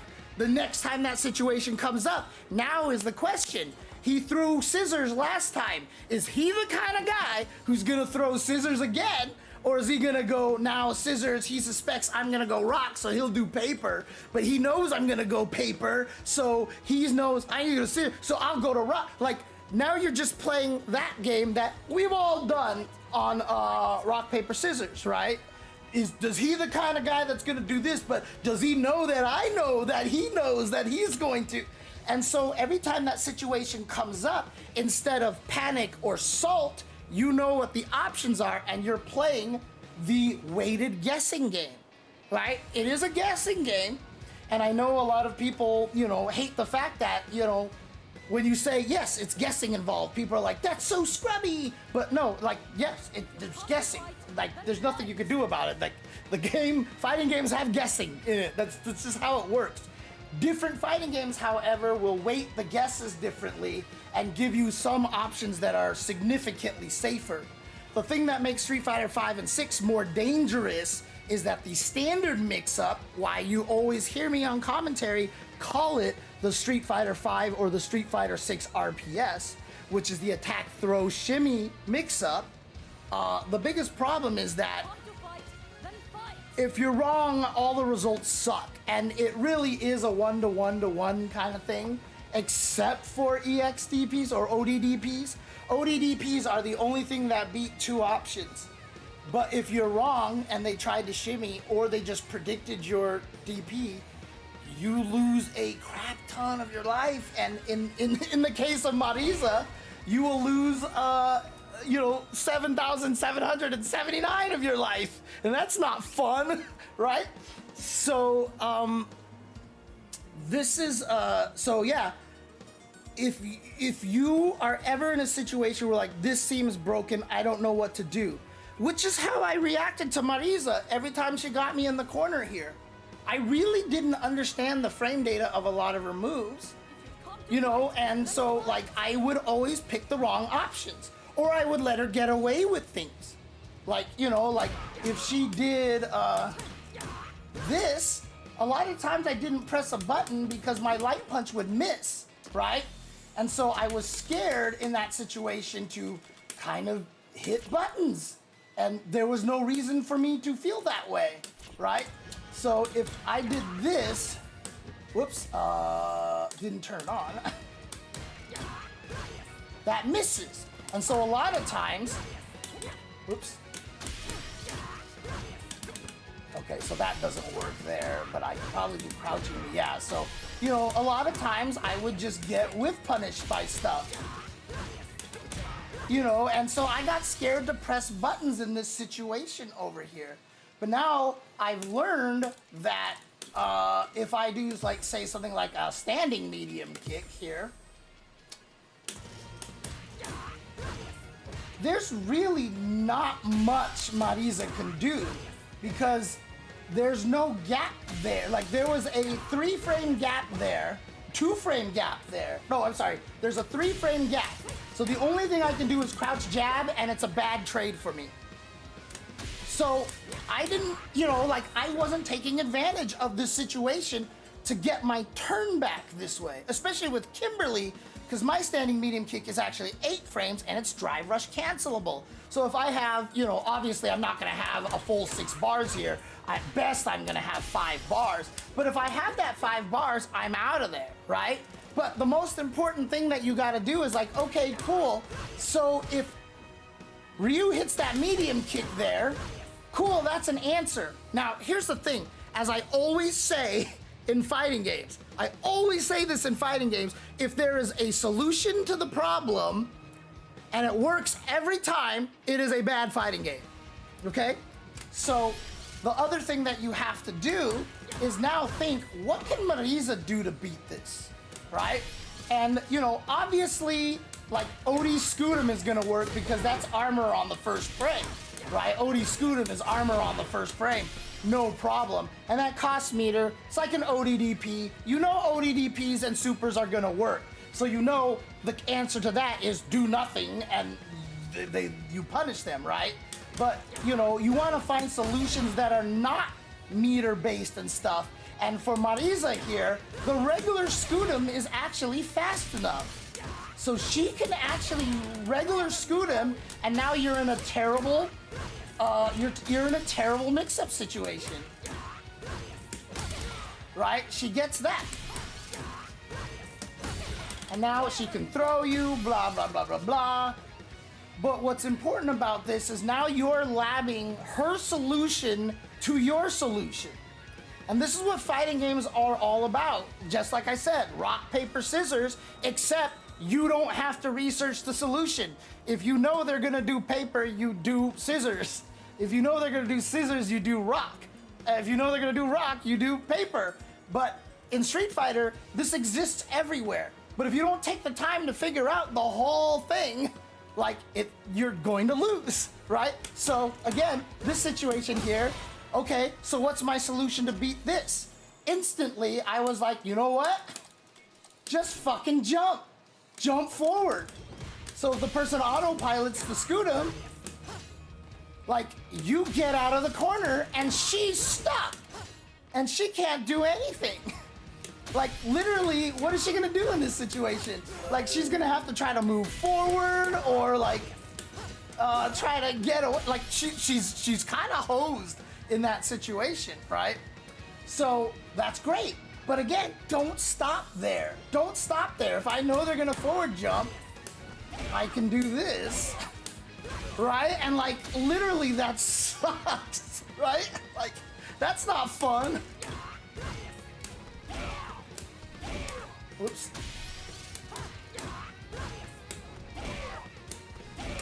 Whoops, why am I not getting this cancel?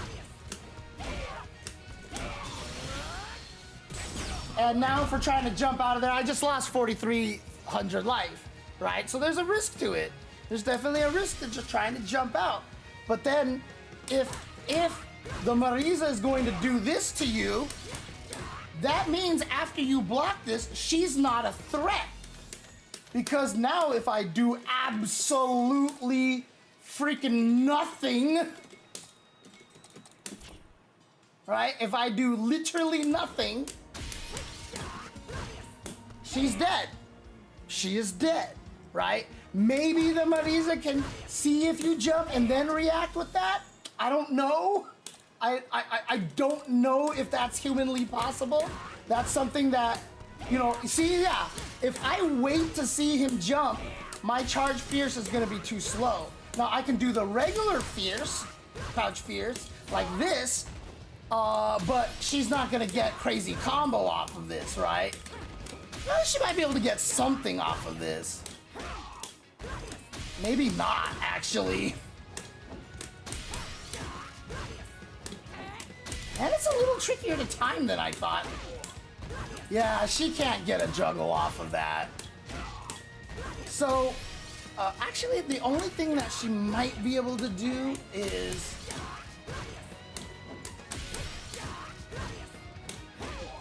Whoops. Oh, I hit that so meaty. There I can probably get a juggle for sure. But it requires very specific timing, right? See, like, she can do it too early, but like, so that's not gonna hit, but the level 3 might hit. The level 2 will hit for sure.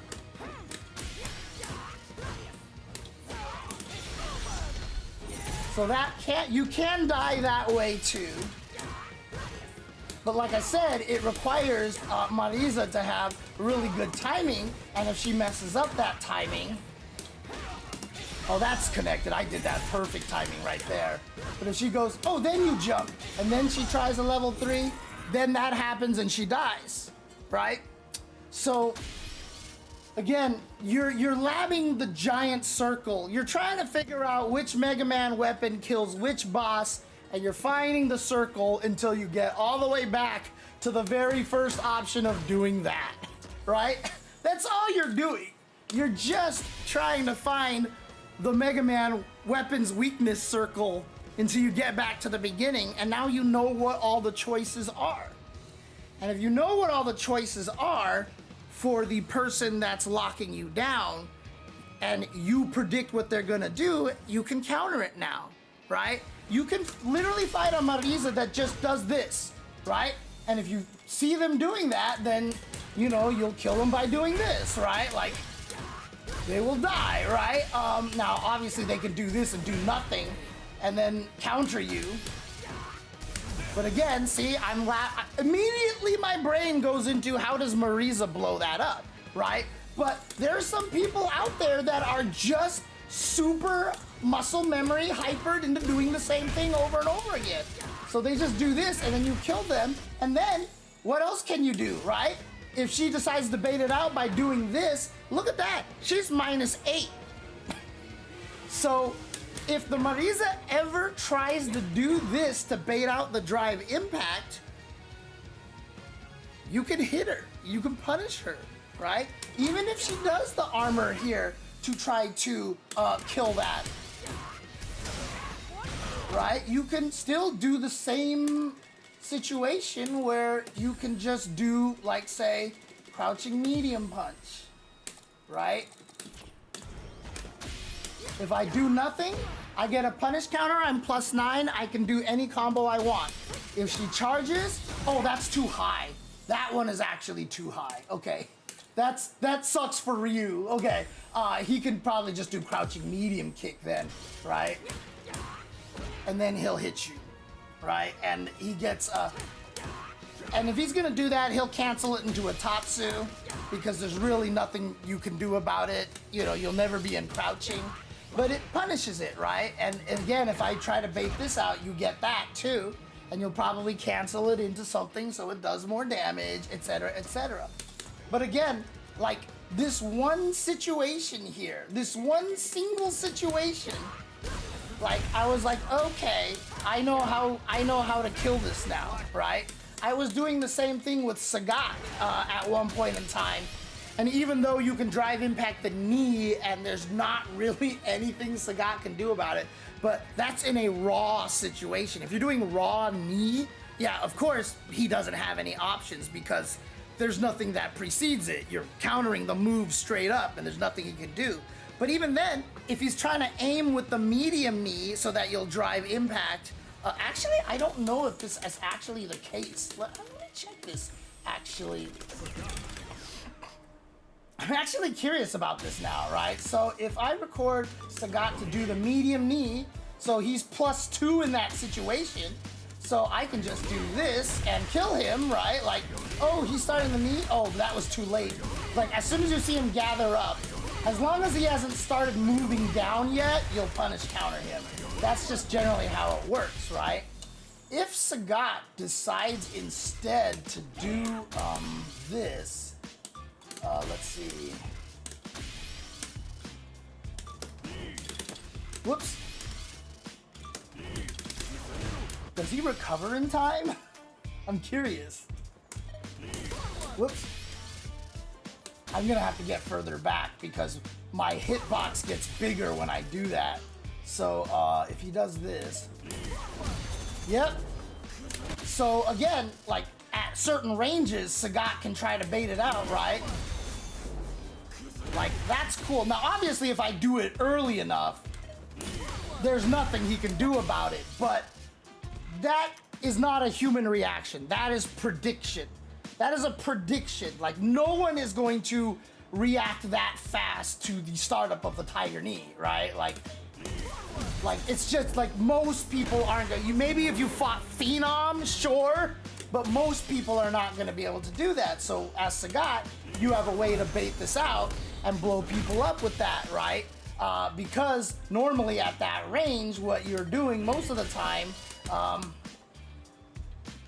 is medium knee, right? And so if they are obsessed with drive impacting it like that, as soon as they see it, which really sucks for Sagat, right? Whoops. Which really sucks for him, then that is why you change it up to light knee and a drive impact, right? So then if they react to it the same way, whoops, I'm too close again, right? Then you get to kill her. And again, that's all it really comes down to, right? Like trying to figure out all the situations. And so every time I run into a situation and I'm like, I don't know how to fight this, and I lab it in training mode. As soon as I figure out my solution, I will always try to find the solution to my solution, and then I will try to find the solution to that solution, that was a solution to my solution, right?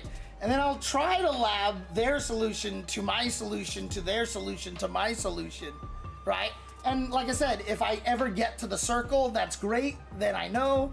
Sometimes I'm just like, you know what, it's not gonna get this deep, and I'll lab it some other time, because I really wanna get back into the match and play, you know? So, oh man. Do you think it's okay that Street Fighter has the game of Janken in it, asks Billy Badass.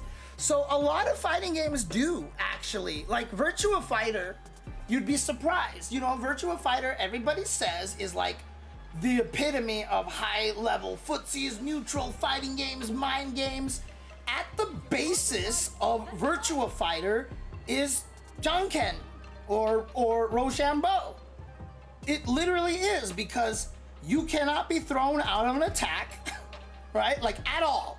Like, if you are attacking and I got one frame into my move and you throws with, they just can't hit attacks. So if I know you're gonna throw, I can press a button and beat it, right?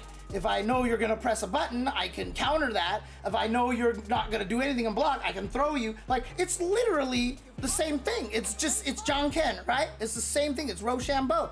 Now, the difference is that in Virtua Fighter, there are a lot of goddamn options that you have.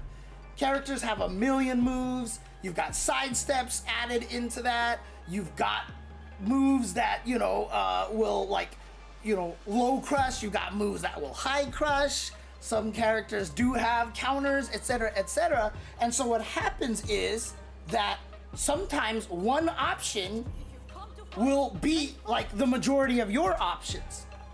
And if that's the case, maybe only one option you have will beat that option, but if you get it, you get massive damage. But that's only if you call out this super option, right? So in Street Fighter V, one of the reasons why V-Strike was so important, V-Shift, because technically ODDPs beat throw and attack. It beat those two options, throw and attack, right? But if the enemy shimmied, basically you didn't really get anything, right? So V-Shift is designed to be attack and shimmy, because if you actually shimmy when they V-Shift, like, you can't really punish it because you're kind of autopiloting back and it doesn't last super long. And so you added a new option that beat two of the other options, right? And so you're kind of adding it this way. So if we want to get really deep in something like Street Fighter 2, right? Like, let's talk about Super Turbo or Hyper Fighting. If I choose to wake up and block, there is basically nothing you can do. There is basically no, if you had the sports almanac, you're Biff, and you went to the future and you got the sports almanac and you came back and the sports almanac said the opponent of Biff then woke up and blocked in this situation. So you know exactly what's gonna happen and you know exactly that he's going to block. In Street Fighter 2, you literally cannot take advantage of that. You literally have no way to punish them for blocking on wake up. So in their kind of like RPS built in, like, there's literally one option that's just super good that if they choose to do that, whatever, you gotta deal with it, right? But why is that okay? Why is that okay? Why has that not broken the game, right? Well, because like half the characters couldn't actually give a shit. No, they're throw invul. They're throw invul for unfortunately a random amount of frames. But by average, they're throw invul for 7 frames. You try to throw them as soon as they get up, you're just gonna punch, right? So yeah, like how is this game not broke? Like how is it that defense is not too strong in this game, right? Well, cross-ups are very effective in this game, and most moves give you a long enough knockdown that you can get a cross-up. So if you do a cross-up and they block your cross-up, you are now plus a mad number of frames, and so now they have to deal with the mix-up anyway. But as the defender, you feel comfortable because you have a success in blocking the cross-up, and even though after the cross-up you have to deal with a similar mix-up to if you couldn't just block on wake-up, it's more of a situation that you feel like you can handle, right? There's something about it like, I blocked the cross-up, that's cool, now here's the mix-up. It feels better. I can't explain it. But it feels better than when you're getting up and you're just like, I can't even, like, you actually are playing the game, right? If the guy jumps up and you block the cross up, you feel like you're playing the game. In Street Fighter V and Street Fighter VI, when someone vortexes you and okies you to death in the corner, like if I play Elena and I just mix you up and you die instantly, you don't feel like you're playing the game. And that is where a lot of the salt from 5 and 6 come from, is because when you're getting up off the ground, it is such a precarious situation. And even though taking the throw is the right answer, because you only take 1200 damage, hey, thank you for the subscription, Chubby Pencil, appreciate you. Even though, you know, like, throws are the best option, it still doesn't feel good because throw loops exist. So it just feels bad. Like you don't want to get thrown because you're just like, I'm scared, right? Like if you take 4 throws in a row, you've lost half your life. And so it still sucks when you take the throw. It still sucks. And so every time you get knocked down, it's a terrifying situation. If you play against someone who's better than you, you're not going to play the game. And that's a frustrating situation. So back to Street Fighter 2, why is this not completely broken that you can just block every time? Well, there's 2 things that happen here, okay? Normal attacks in Super Turbo have just the most ridiculous number of active frames in the world. They have, in fact, some moves have so many active frames, like Zangief's standing light kick, that he actually has 0 recovery frames. The last frame of his standing light kick is an active frame. Literally no recovery frames on Zangief's standing light kick. Literally no recovery frames on that move. The last frame of that move is hitting, okay? So what happens is that if they wake up and block, it is so easy to plant a meaty on them. And if they block the meaty, you are plus for days. You are plus for days. I mean, look, I can just show you guys, like I'll show you stuff Zangief can do and you'll be like, wait, so Zangief is the best character in the game? And I'll be like, no, he's the worst character in the game. Second worst character in the game after Cammy. Actually, maybe third, because Blanca's in the game as well. But again, like like it's weird. Like Zangief can do that, and yet he still sucks, right? And you're just like, this makes no sense. Because this game is grimy. If anybody tells you that Super Turbo is the epitome of fundamentals and blah, blah, blah, blah, blah, blah, blah, like they're all lying. Like Super Turbo is like almost a Kusoge game. Like, and keep in mind, Super Turbo is my favorite fighting game to play, right? And so I will call it Kusoge, practically Kusoge, but I love it because that shit is so much fun, right? Yeah, I know, right? Having a nice exit button would be really, really cool. It would be really, really nice, right? One, I have buttons that are so meaty that if you block them, it just sucks, right? Because now you're mad plus.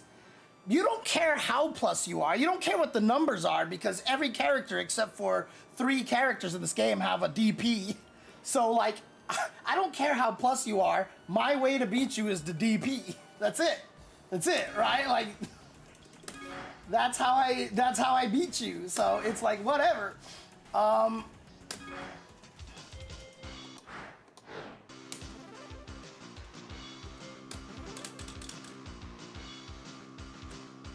Yeah, this game right here. Yes, it is literally this game here. And Zangief's sweep, I mean, look at this. Like, if I hit you with this, like I get a, like, look, is there a block afterwards? Oh, auto, there you go, right? So, like, if I actually get a sweep on you, like, that's a combo, by the way, right? So I can just do standing light kick into sweep.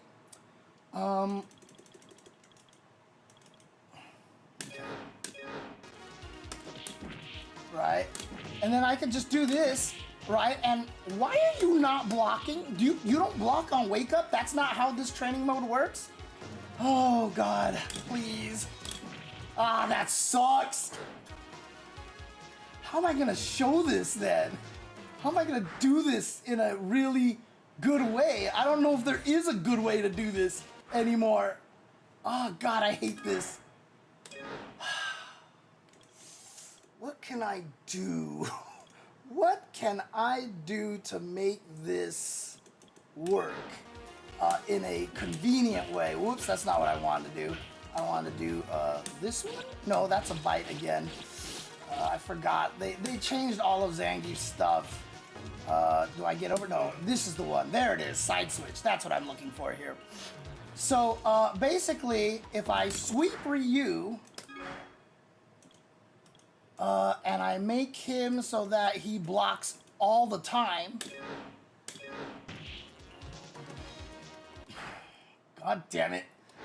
You can't hold forward after you come out of the pause menu. You have to tap it. It doesn't register it. See, I did it again. God. Oh, this training mode is... Like that was crouching heavy kick. There are so many active frames on this move over here. There are so many active frames on this move here. All right.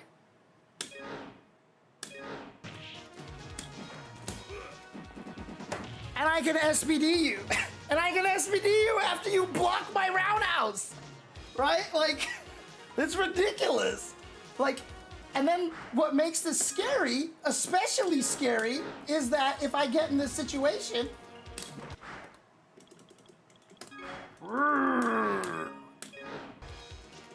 if you get into this situation here,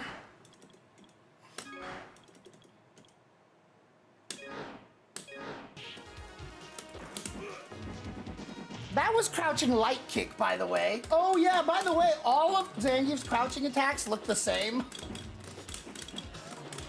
So the amount of block stun you're in to try to DP the SPD,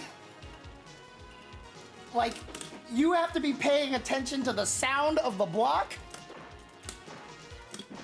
But they all sound the same. You have to be paying attention to the whoosh sounds, so you know if it's light into SPD, medium into SPD, or heavy into SPD. And they all have different block stuns, right? So, like, I don't care if you block on wake up. Go ahead, block on wake up. Now I get to kill you. And then this move, yes, this move has no recovery frames. And you can see how janky this is, right? Like, literally, you can time this to be a safe meaty. Like, if I knock Ryu down, I can time this to be a safe meaty. Because if I just time it so that they get up into the last active frame, if they DP, I recover and that's it. Like, it won't even hit me, right? So it really doesn't matter. It really doesn't matter if you can block on wake up. And then, here's another cool thing about blocking on wake up. So, okay. I want to block on wake up, right? I'm going to block on wake up because you can't do anything to me. There is nothing you can do to me, right? So it's totally safe and cheap, right? It's so broken. Well, look. I've seen modern players go play Street Fighter Super Turbo, and they keep fucking this up. But if I'm Ryu and I hit you with a DP like this, look at that, right? I have all this time to be able to get cool cross-ups and all this stuff like this, right? Like I can do all sorts of cool things. You know what Ryu would probably most likely do? Block it. Now you have to deal with my projectile game. Have fun. Because Ryu's projectile game is really strong. Guile's projectile game is really strong. Sagat's projectile game is really strong. I don't care. I don't even want the mix-up because of how strong the projectile games are. If I knock you down, I don't even want to put myself next to you to risk you doing a wake-up DP to hit me. I'm just gonna walk backwards and throw a meaty fireball, and now you have to navigate my fireballs because the fireball game is really strong. Good luck. Good luck. You know, and so like, okay, blocking when you get up is really strong, but is it? It's not. It really isn't, right? It's really not actually that strong. So, that's the thing, right? And then another thing too, which is really, really important here, and nobody talks about this. This is like one of the most important changes in Street Fighter, starting with Street Fighter V, okay? I'm gonna see if I can do this here. I don't remember how the training mode has for recording dummies. Whoops, god damn it. For recording dummies here. Oh, by the way, if you wanna see a move with some active frames here, let's see, idle human record. Okay, there we go. You wanna see some active frames here?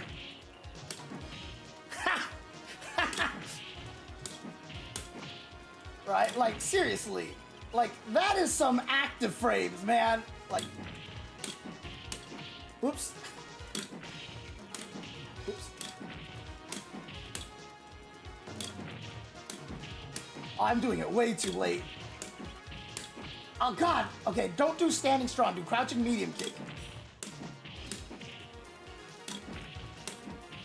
Oh, and then you fell dizzy? Really? Come on. Like, you can make this a combo. There it is. There's the combo right there, right? Like, that's how meaty this stupid heavy punch can actually be, right? And that's crazy, right? So let me record this here. Let me record this here, and I will do this here. Right? Clearly, that is a meaty. Clearly, that is a meaty, right? Oh God, what button do I have set to controls? To activate replay, training playback. Oops, let's set it to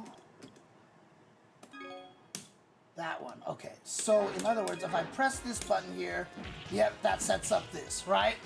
This is something that has actually only started existing in Street Fighter 5 and 6, if I'm not mistaken here. I am gonna wake up and I'm gonna mash buttons like nuts because you can reversal throw people. Throws are one frame in this game, okay? So I can actually reversal throw you, okay? So that is a very important thing to understand in this game. You can reversal throw people because throws are one frame in this game. Throws are literally one frame. But I want to show you something. So again, you also have to be frame perfect. You have, like, there's a one frame window to get a wake up throw to work. But I want you to notice something here. I'm gonna mash on jab instead, okay? I want you to notice something that is never actually happening.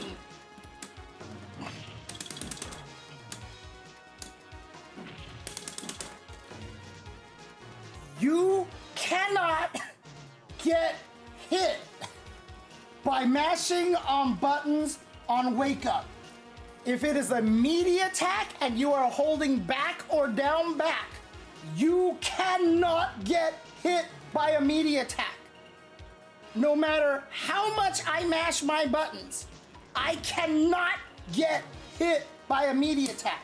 So in other words, if I try to wake up and throw and I mistime it, I will never eat the meaty. Whoops, that was just, I wasn't close enough to the wall. How do I just have to do this again.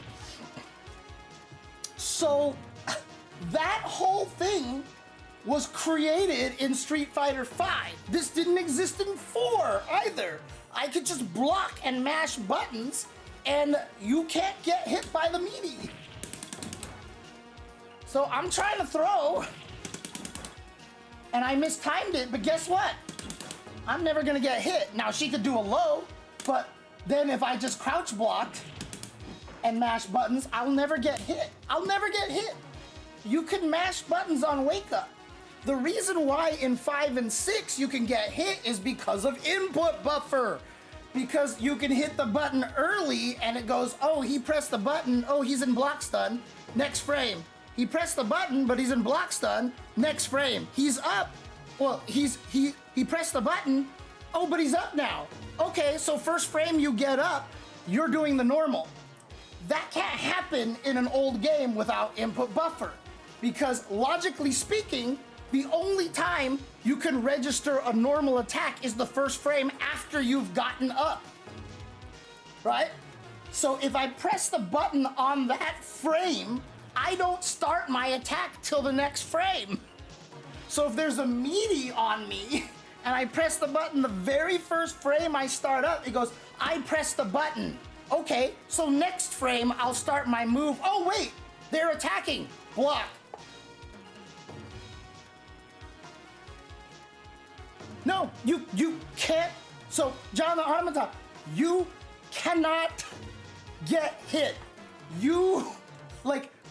There is no scenario if I hold down back and I mash buttons and I turn on every turbo, the fastest turbos that you can get that are perfectly button, nothing, button, nothing, button, nothing, button, nothing. If I have the perfectly timed turbo, I cannot get hit on Wake Up if I'm holding down back.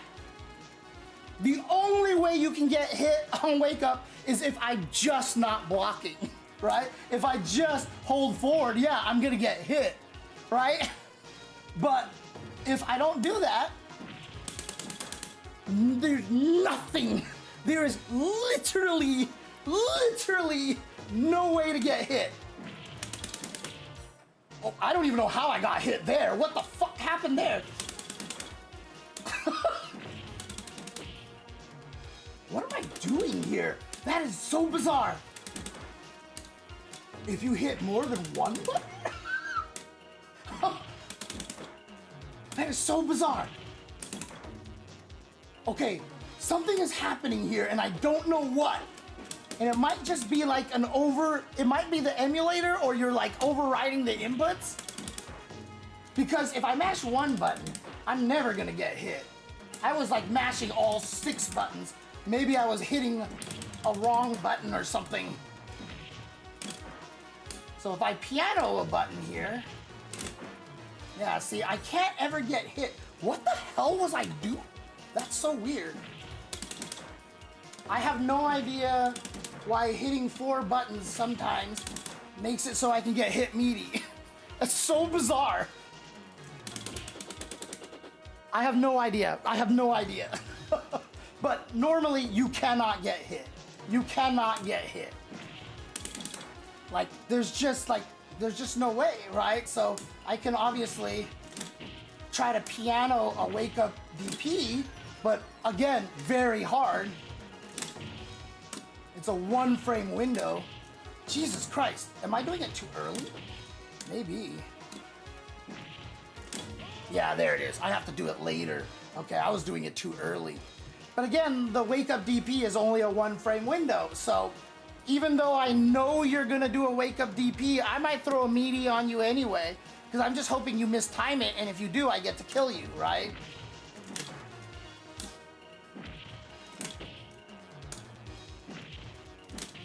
It's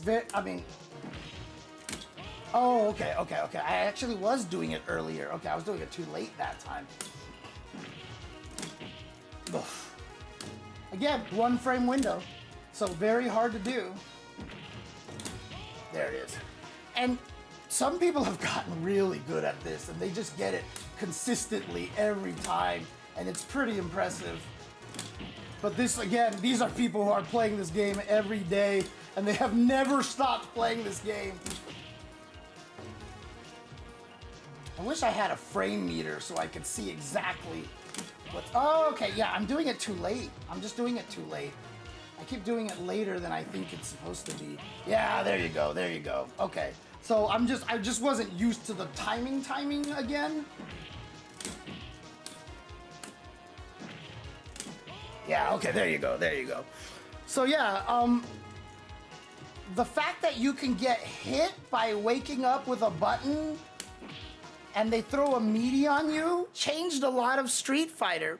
It really just made it so that when you get up, it's very, very scary. That's why attack has become part of the attack, throw, shimmy mix-up. Because if you wake up with a button immediately to stop me from shimmying or to try to interrupt something and I put a button on you, you die, right? You literally lose. Because you can wake up with a button starting. And that happened because of the input buffer. So again, like, the games are so different. And a lot of people don't understand this. I mean, I was talking to somebody and we were talking about frame data and I was like, frame data doesn't matter in this game as much. Like, you just don't really need frame data in this game.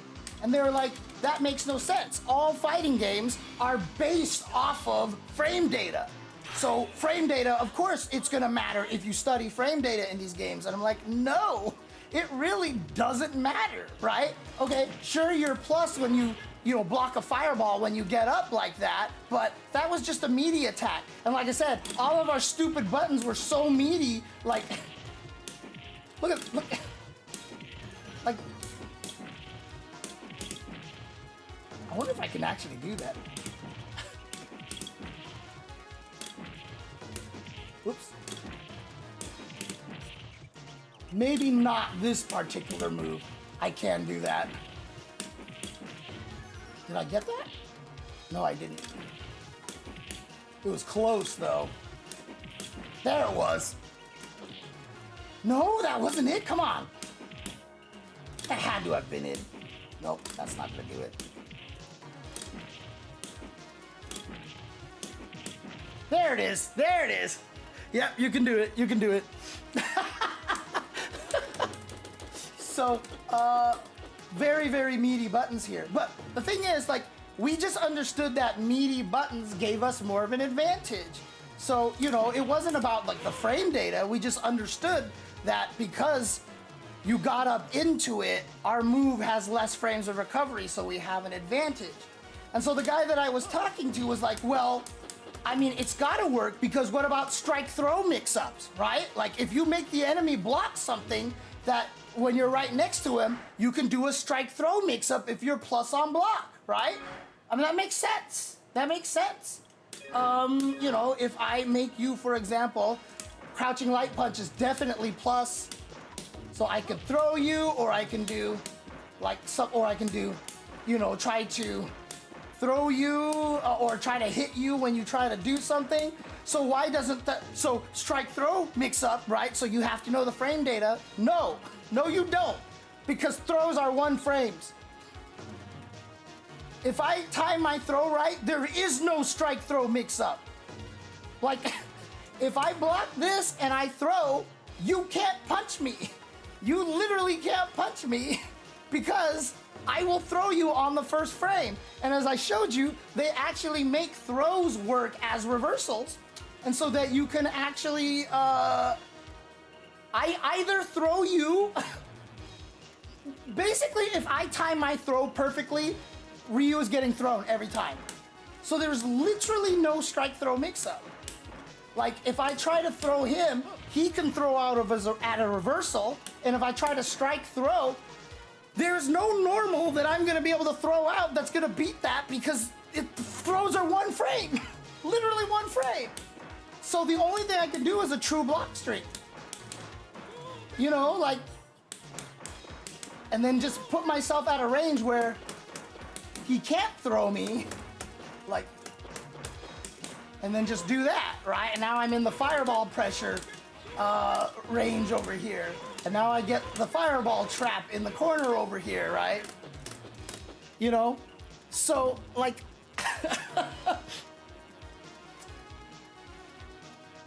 the way that these old games were built, you don't need to know frame data. You just don't need to know frame data. Like, you figured out when things were punishable, and if someone's annoying, you just DP'd them. Because like I said, every character in this game has a DP except for 3, right? M. Bison doesn't have one, thank God. Dalsum doesn't have one, thank God. And Zangief doesn't have one, thank God. Now, Zangief kinda has one in the Lariat. It can beat some meaties, but it's not truly invul. It will lose to a lot of meaties out there, so. But today, it's all frame data. Why? Because of what do you call it? The input buffer. Like, input buffer made it so much more important. Even in Street Fighter 4, where throws weren't instant and all that stuff like that, frame data also wasn't even necessarily as important because humans just can't time it perfectly every time like that. Like, the one-frame links in Street Fighter 4 were more about plinking, right? You turn it from a one-frame link into a two-frame link with plinking.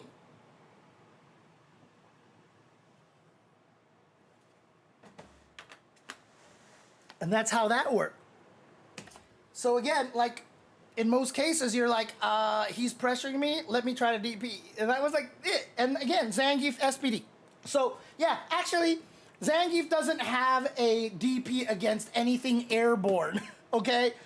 He can wake up with SPD, and because it's a throw, because it's one frame, it will beat all meaties. He can SPD, wake up, SPD, beat all meaties.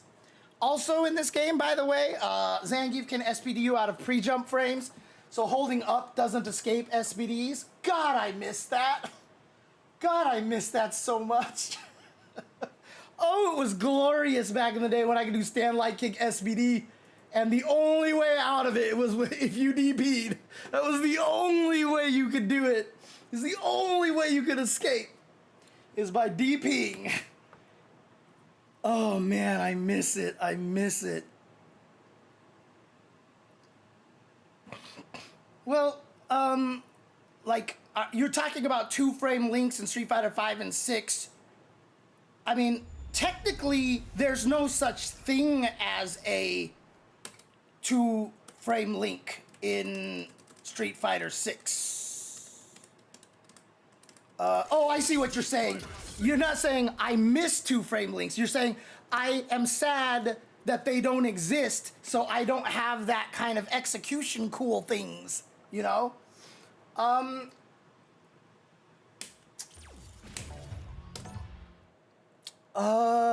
I wanted to answer a question that somebody else put up about something. Oh, that's right. So the input buffer is multi-frames. I don't know if it's like 4 or 5 or 3 frames. I don't know. Someone asked earlier in the chat, what's that bar under my feet? Who was it that asked that question? Because it's actually super relevant to this. I meant to get to it and then I just forgot. Is the person who asked that question still in the chat? Oh, it was Billy Badass. Okay. So what that meter is this thing right here, the action timing display. In one of the patches, they added the option for feet, but you can also put it at head. But I think they added the ability to put it at feet for tall characters like Marisa, right? But I'll put it at head right now, just so you can see it a little more clearly. What this bar is telling you is how much longer the move that you are doing is going to last. So if I hit light punch, you see how fast it goes away? So basically, if you look at my frame meter, where the 11 is written on the screen, that's the last frame of my jab. which means the very next frame is when that bar is empty. So in other words, this bar will always be full until I recover from my move. So when I hold this, you can see it takes a while. And when do I recover? As soon as the bar empties. So if I hold up, I will jump when it empties. Or if I crouch, I will crouch when it empties. So if I do light, as soon as it empties, I crouch. As soon as it empties, I crouch. As soon as I do that, I crouch. See? So you can see how that bar right there is indicating to you when the move is going to end. This is designed to help you practice your links in this game.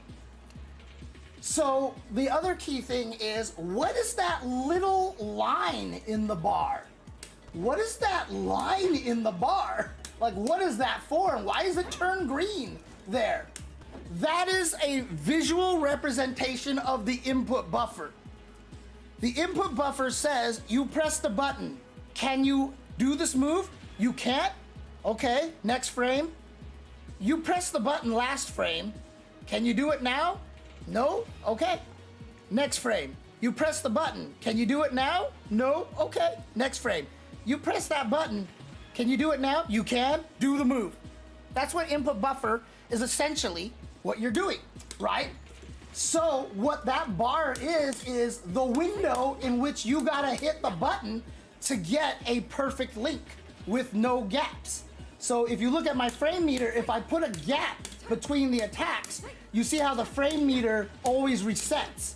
If I do it perfectly, both moves will be pasted on the frame meter back to back. And so what that line is telling you is when you can hit the button. And you can hit the button before your move finishes recovering, because that is the input buffer window. So as long as I hit the button in that, when it turns green, I will get a perfect link. That's what that meter shows you. And so it's there as another visual aid to help you learn how to do, the timing for this. And you can see, right? Like if I do this, look how fast it drains. But when I hit him, it slows down a little bit because it knows it has to account for the hit stop, right? The hit stop means you're gonna have to hit the button a little later, but you're still just trying to hit it when it turns green. If you've played Gears of War and you know about quick reload, for example, or you've played any sort of basketball game where the free throw is the meter, but the little thing in the middle is just right there, and the line moves back and forth, and you're just trying to hit the button so that it's in between the two lines, this is what you're doing to get the link. That's just basically all it is, right? And so that's what it's there for. So it can help you with that. I don't really need it, but I just turn on everything because, one, I teach people a lot, so I'd rather have everything on the screen. But I generally never use it because I'm understand the concept of it. Now, one of the nice things about having an input buffer is double tapping is really powerful in this game. So in Street Fighter 4, we had to learn to plink. Double tapping did not work. Double tapping was not an effective way to get a reversal. And I'm going into straight fighting game nerd talk here, so I apologize if this is hard to understand. But again, I am a student of the genre. I know this shit like the back of my hand. It is actually kind of insane. So the reason why double tapping didn't work in Street Fighter 4 is because the window to do everything was one frame. It was a one frame link, right? Double tapping does not help because the only way the game can register that you double tapped is if there is a state where it detects the button is not pressed. So in other words, the only way to do a double tap, a perfect double tap, is button down one frame, button up the next frame, button down the next frame. There has to be a button up in between the two button downs. That's how the game can detect that you double tapped. Why? Because if you somehow were able to press the button 2 frames in a row, you're that godlike that you can press it exactly 2 frames in a row. What is the game gonna see? Button down, button down. Oh, you held the button. It thinks you held the button. So double tapping 2 frames in a row exactly, the game thinks you held the button down. So the second press didn't do anything. So if you even had the perfect double tap to try to get the 1 frame link, you still have a 50% chance of missing it. Like, cause there has to be that gap, and you just might accidentally have the gap in there. So it didn't really actually help. Now in Street Fighter 6, because you have the input buffer and it repeats it for a bunch of frames for you automatically, you don't need to worry about the button up state because the game is repeating the input for you. So if I double tap like this, you can see that look at that. I did a double tap that you can see button down, button up for 1 frame, button down. Literally that means all 3 of those frames I am pressing the button because of the input buffer. Even if I do it a little bit slower like this. So you see 2, 3, 2. If the input buffer is bigger than 3, which I'm pretty sure it is, it's either 3 or bigger, that means it is registering me pressing the kick button now for like 7 frames, 8 frames in a row because the second press also has an input buffer. So if I want to link buttons like this, like let's say I do this is what, +3, this is +2, what is her, okay, so I can do this in the low jab.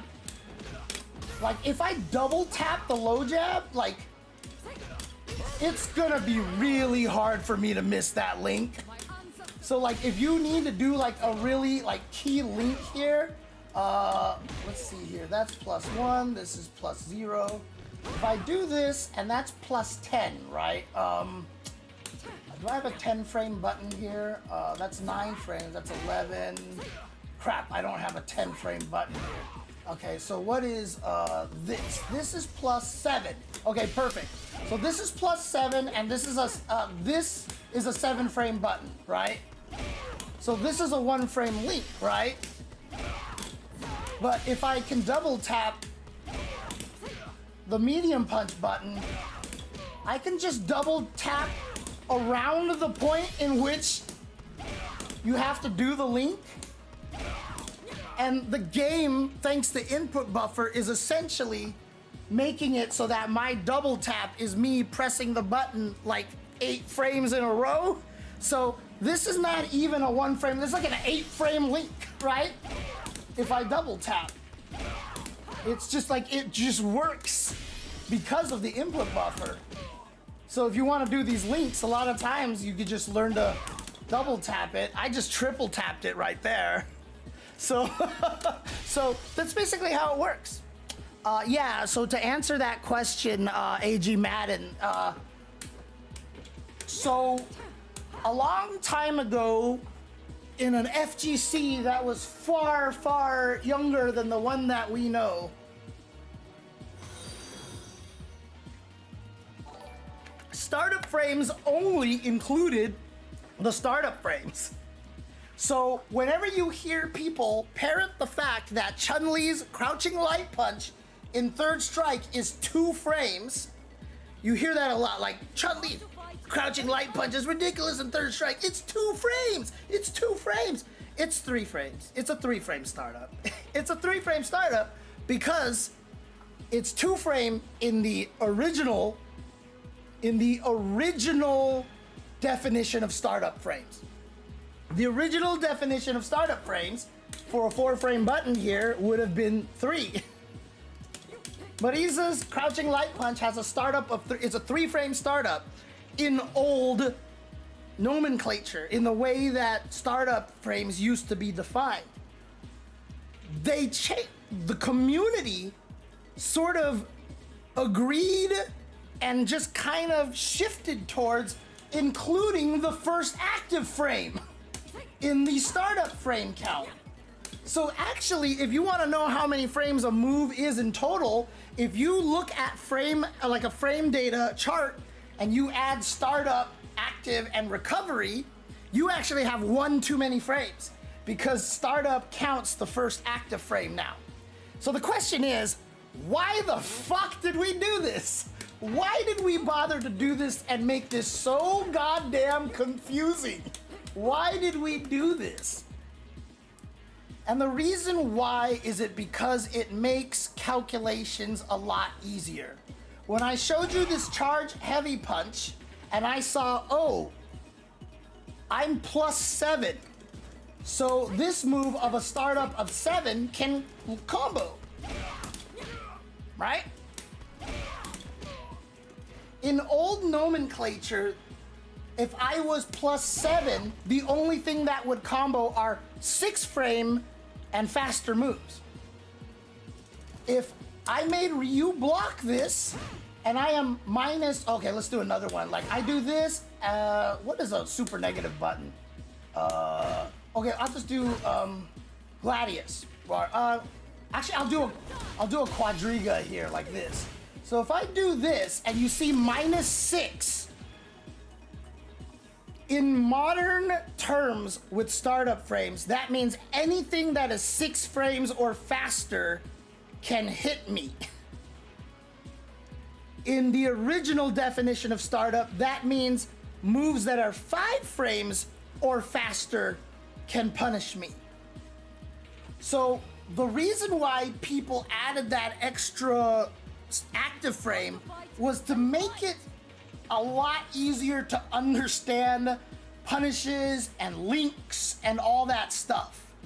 Because if I'm -6, a 6 frame move can hit me. If I'm +6, I can do a 6 frame button and it will still combo, right? But if we use the old nomenclature, it would always be, oh, I'm -6, then 5 frames can punish me. Oh, I'm +6, then only 5 frames or faster can punish. So I think that they only just added that frame to make those calculations easier. Is that better? I don't know. I really don't know.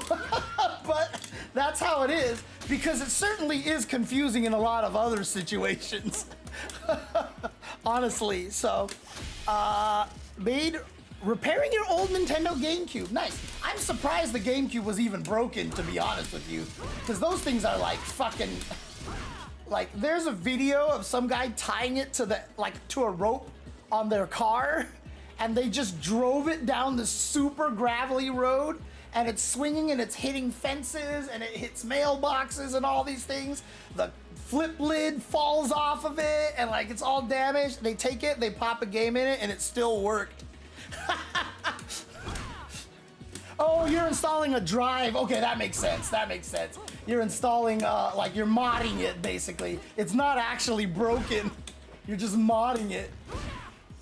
That's funny. But yeah, it's really interesting because fighting games of old are very different than fighting games of new.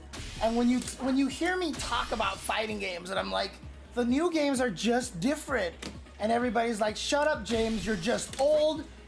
You can't win at these newer games, etc., etc. Like, you're just making excuses. I'm like, I am not making excuses. Like, I've been doing this for almost 40 years now. Like, I know what I'm talking about. I'm sorry. Like, I actually know what I'm talking about here. The games are very different. The things that you think are just like absolutes in fighting games, because all of them are this way now. You have startup frames on your throw, plus and minus. Oh yeah, by the way, the other thing that I forgot to show you in Super Turbo is there's no difference between hit stun and block stun for almost every move. There's like a very few rare ones, but if this move is, if this move is +2 on hit, it was +2 on block. If this move was 0 on hit, it was 0 on block. That's how a lot of the old games work.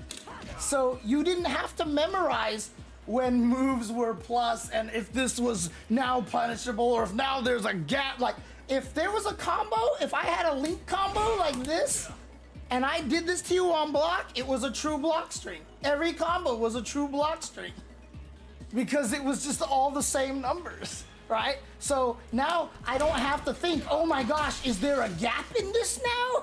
Like, is there a gap? Can I take it? Like, no, like if it was a combo, it's a true block string. If it doesn't combo, there's a gap. Done, that was it. So again, you didn't need to study frame data because you knew if it was a combo, then it was a true block string. If it wasn't a combo, then there's a gap. And so you can DP in the middle of it. That's it. Like, that was the answer. That was the whole thing. Old fighting games are just extremely different. Old Street Fighter is extremely different than modern Street Fighter. And it frustrates me that we don't talk about it this way.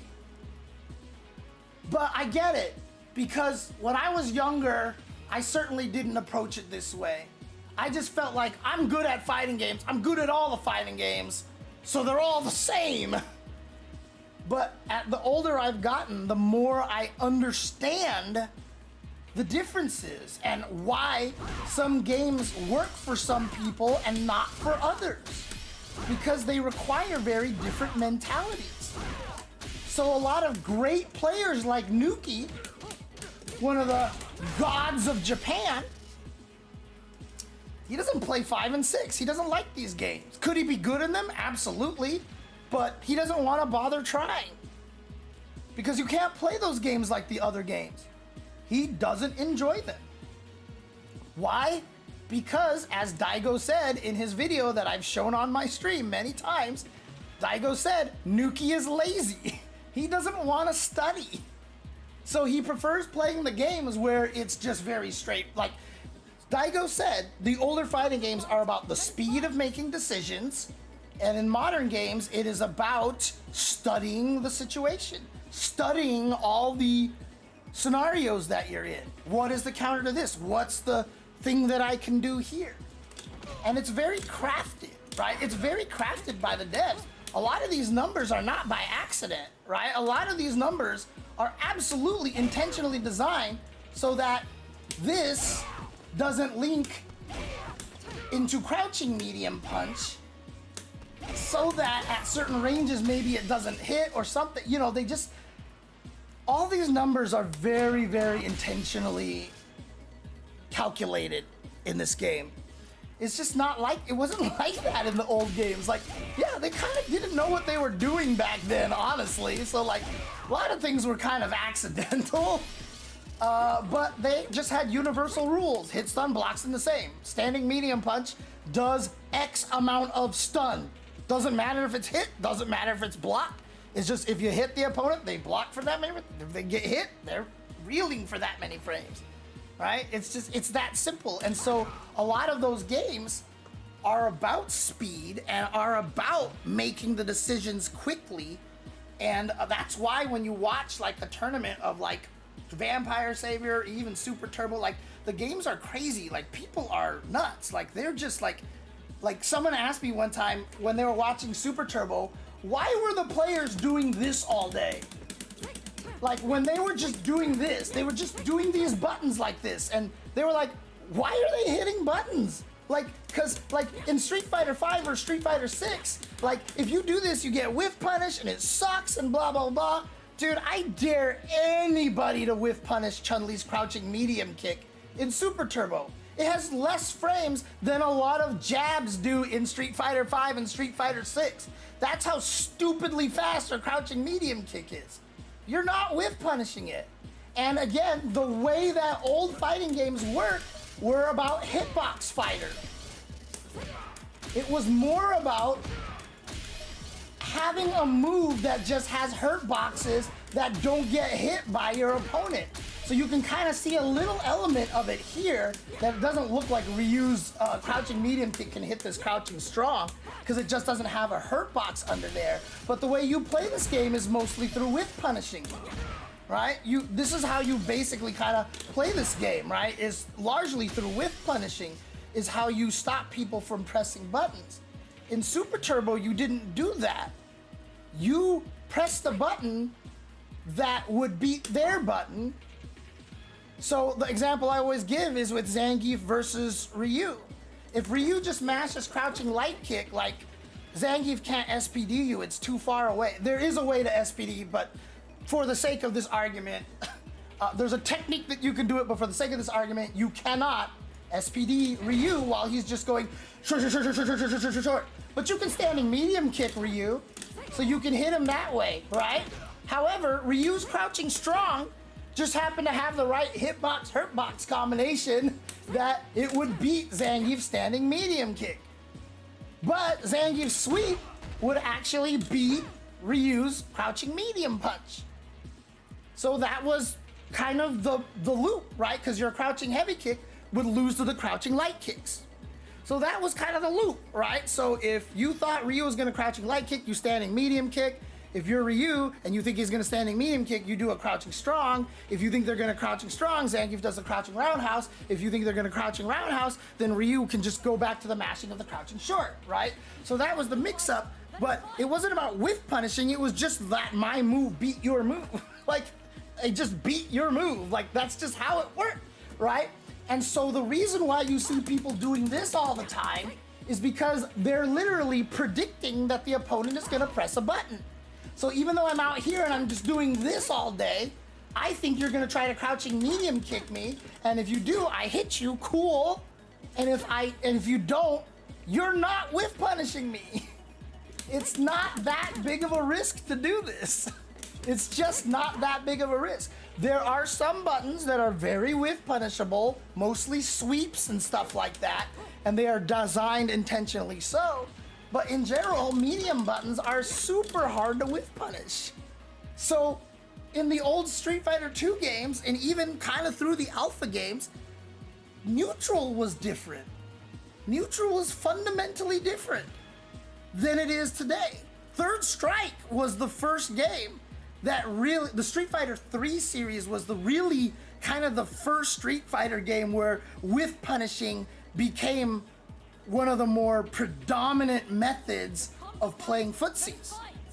But before that, you basically didn't play footsies the way that you do in Street Fighter 5 and Street Fighter 6 a lot of ways. There's a lot of elements that overlap, don't get me wrong, but in this game and in Street Fighter 5, whiff punishing is like a core factor. When I sit here and I tell you that I suck at whiff punishing, it's because I really didn't have to whiff punish all that much before. And so now when I'm playing these games and I have to learn how to whiff punish, like, it's kind of new for me. And I have bad reactions.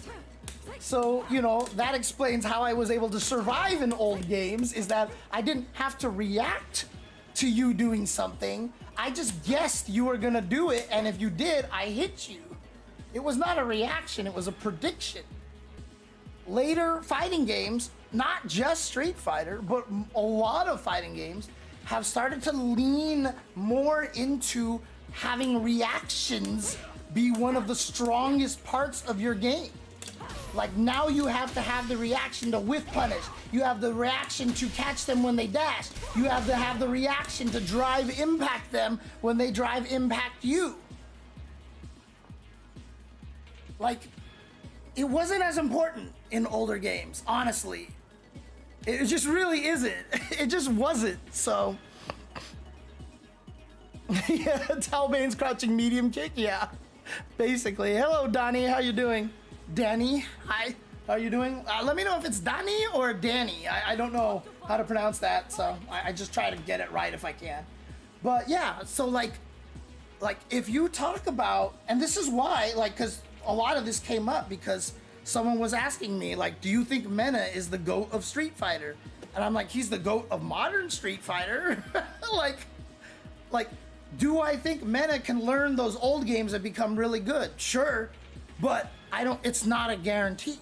It's not a given that he's gonna be amazing at the old games. Now, just by nature, oh, Danny, okay. But just by nature, because Mena is smart and he's strong, he probably would be able to become a top player in old games, but would he be able to beat the players who were made for that type of game?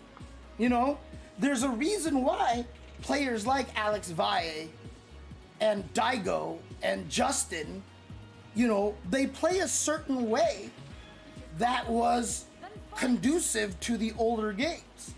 Again, when Street Fighter V first came out, Daigo and Justin struggled. They did. They struggled a lot. And it's because the game is not designed for their style of play. Daigo literally figured out, he's like, oh, I get it now. Street Fighter V, you have to be more random. Remember when he started doing ume flash kicks in Street Fighter V, that he would ume flash kick all over the place? Is because he recognized that the basis of Street Fighter V is the attack, throw, shimmy game. But if he respects that all the time, he's going to lose. So he knew that in order to get into another level, he had to start throwing out random flash kicks in the middle of when I'm minus, I'm just gonna do this because now the opponent is scared to do stuff because I could flash kick anytime. So that opens it up. And that's when Daigo started getting stronger, is when he started adapting himself to the different way that these games play. He wasn't sitting there going, this game doesn't play how I like it, it sucks, it should play like this because that's what rewarded me in that game, so all the games should reward me the same way. Like, no, he was like, oh, this game is different, I have to play different, I'll play different. And that's what it was. And you see a lot of old guys do this. They love Street Fighter 4. Street Fighter 5 comes out and they hate it. They're like, this game sucks. And I'm like, no, it doesn't suck. It's just not what you want out of a fighting game. It's a different kind of fighting game. And so you see a lot of these old heads, all they do is just shit on Street Fighter 5. They shit on Street Fighter 6 all day. And you know why? It's because they don't want to study frame data. They don't want to do all this shit, right? They're like Nuki. They just want to make the decisions and have things happen, and that's what works for them. They are built around emotion. Valle is literally the best player at this, that I feel like this is going to work. If you ask me why, I can't tell you. It's just in my heart, it felt like he was gonna do this, I'm gonna DP. Valle is absolutely one of the best at that. And that doesn't work in Street Fighter 5 and Street Fighter 6. It can against not the top players, but as soon as you get to the top players, it doesn't really work as well that way. Because this game is very punishing, one, and because the game is so frame data heavy, it is designed in a way that you have to be good at being kind of random. And so the players who succeed in 5 and 6 are really good at changing up what it is that they do. So if you go by heart and you're like, I feel like he's gonna do this, you're probably wrong, because those players are more rewarded for being able to shift around and mix between the attack, throw, shimmy, and like they have to be better at like kind of being unpredictable.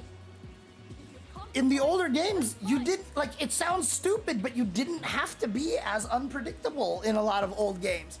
Like I said, if I'm Sagat in Super Turbo, I'm just gonna throw fireballs at you. You know I'm gonna throw a fireball at you, I don't care. Get past the fireball, punk. Like, I'm just gonna throw fireballs. Can you make it past it? Do you know how to make it past it? You know, you're in such control in that situation, you know? Sure, you can mix between heavies and light fireballs to change the timing to dodge things, and sometimes you'll fake it so they jump over and you DP, but again, it's all feel at that point, you know? It's just all feel. Oh, yeah, Danny. So one of the hard parts about this is that it doesn't show up in the YouTube, but I will copy and paste it into YouTube for you over here.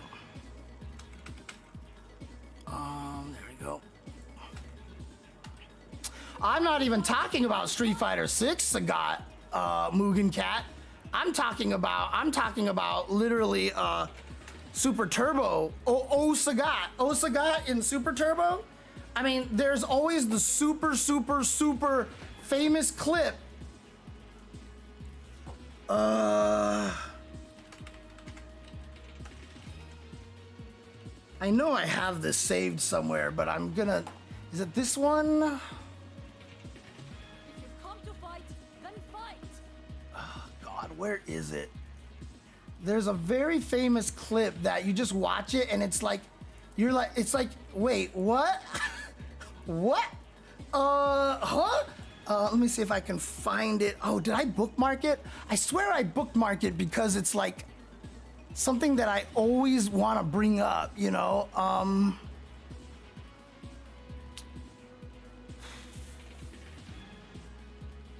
If you've come to fight, then fight. Want to fight? Then fight!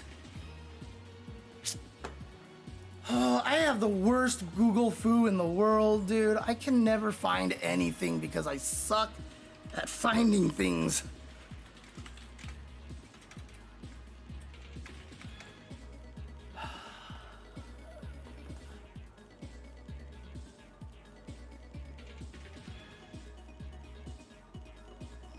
If you've come to fight, then fight. Is it this one here?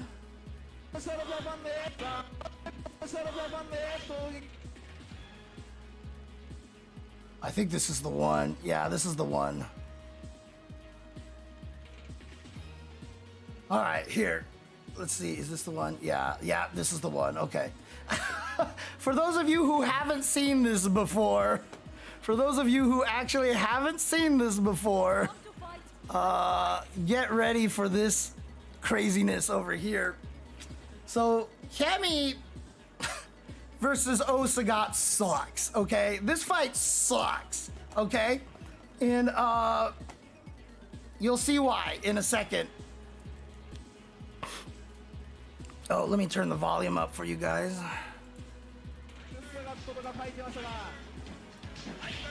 やっぱり差ですこの人は。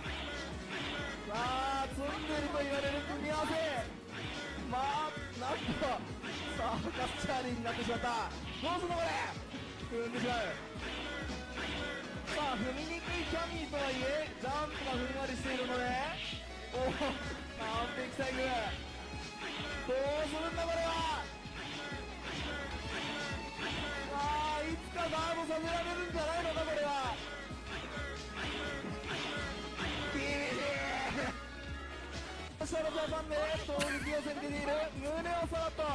Yeah. Yeah. That fight sucked, okay? That fight sucked. And yeah, a lot of it really is like that. It's very hard to beat Sagat. And like, what kind of mix up and randomizer do you need in that? You don't need it. You just threw tigers until they died. Sucked. That fight sucked, okay? There are ways around it, but they're all super risky. But like as a Cammy expert, I know how to pseudo get around that, but it's still an 8-2 matchup. It still sucks for Cammy, like ridiculously. Like that fight just sucks. So, what's up, Beer Vincible? Bear Vincible. Bear Vincible. Hello, how are you doing? But yeah, that fight just sucks. I mean, it's kind of built on gimmicks, but again, like you just end up loving it because you play it so much, and like having games that's crazy like that feels good a lot of the times. It just feels fun. But yeah, that's basically, you know, older games and newer games are very different. You know, and you know, I feel like I've already shown you guys enough differences that, you know, I'm not just being salty about new games. And again, when I made the realization of how different Street Fighter V was than the older Street Fighters, I got better at Street Fighter V. because I stopped trying to play Street Fighter V like I played all the old fighting games. I then realized, like Daigo, that I was approaching the game incorrectly. So by understanding that the games were different, that actually made me better at Street Fighter V. I'm not using it as an excuse why I was never that good at Street Fighter V, because I talk about this because it actually made me better at Street Fighter V. I got to pretty high ranks. I didn't get into Legend in Street Fighter V, but that shit was hard. But I was very, very high. Diamond was the highest back then, before you got into Legend, and I got very high up in Diamond by the end, using a shitty character, by the way. Lucia was not very, very good. I'm doing good. I'm doing good, Bear Vincible. I mean, I could be doing better. I won't lie, because life is just life, but that's a whole different story. But see, that's the funny thing, Billy. I miss it. I miss the Street Fighter 2 era so much.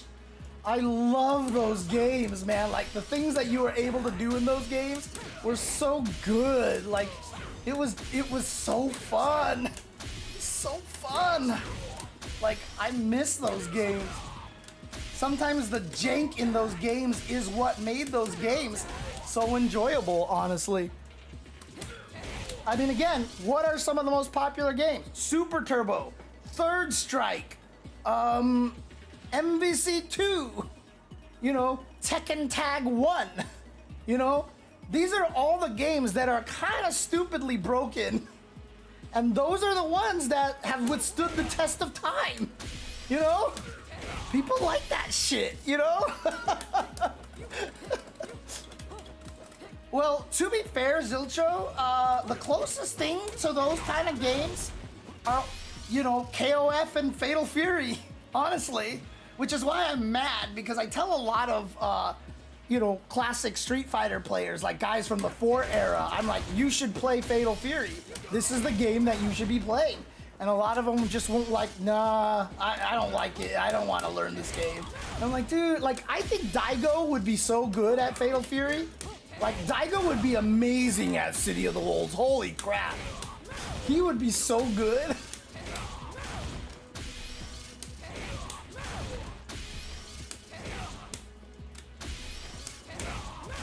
You can delay it. Interesting. Does that mean I can frame trap it on block if I'm really desperate?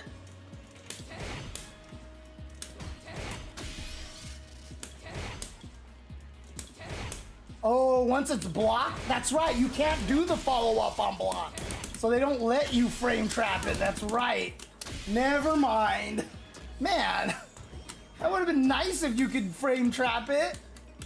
Would have been at least something she could try to do. What's the point of letting you delay this if you can't frame trap on block? What is the point of even being able to delay this? I guess, no, actually, you know what? One of the reasons why you might be able to delay it is so that you can use it better as an anti-air, right? Like that, right? Because if I do it right away, that's gonna happen. That's why you can delay it. So I can guarantee to get the hit this way. Okay, okay, okay. Oh God, there's the weakness of this move. There you go, there you go. Yeah, so a lot of those old colors are like that, so.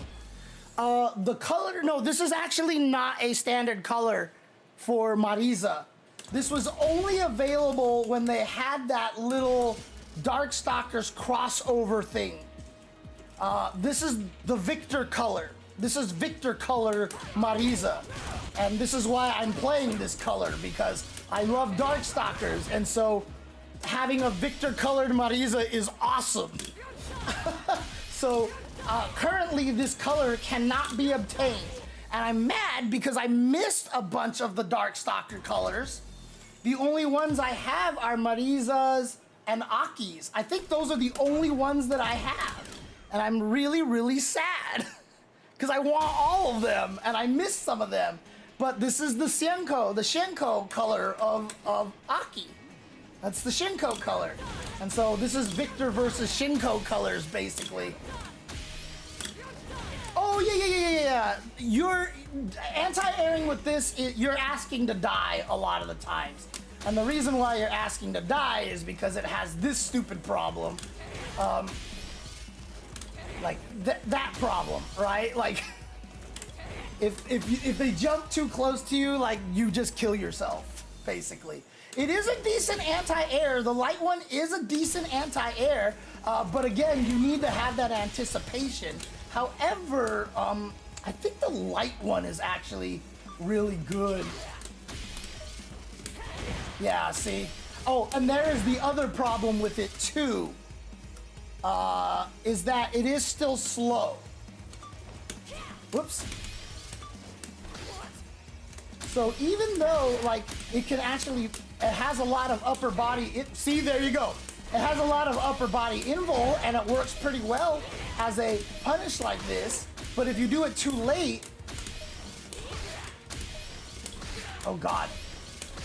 So it's not air invul on the first frame, for one, and then I'm gonna make her jump attack a little bit later, a little bit earlier like this. If you accidentally do it too late, oh wait, I'm sorry, it's the heavy one. No, it's not the heavy one. Okay, so that's working right there, okay. Weird. I guess that jump attack just hits too low, unfortunately. So there you go, another reason why you don't want to use it, right? So if I do this one with Aki, can I? Okay. Boy. Yeah, it's not a very good anti-air. It's just not a very good anti-air. But if the opponent also does the jump attack super late and super deep, like so, like if they do that, right? If they do this, whoops, I didn't actually record it. So if they do a jump attack super deep like this, you can actually end up doing it so late. Whoops, I messed up the recording. Hang on a second. You can actually do it late enough that that happens, and now you're minus 16 and you die, right? Like you can it has a slow enough startup that sometimes you can actually do it too late and you get punished that way. And again, as we've seen, if they attack at just the right height, like you can't do it at the last second anyway. Like, and then that happens at ranges that shouldn't look like that happens at all. So it's just not a reliable anti-air. It's just not a reliable anti-air.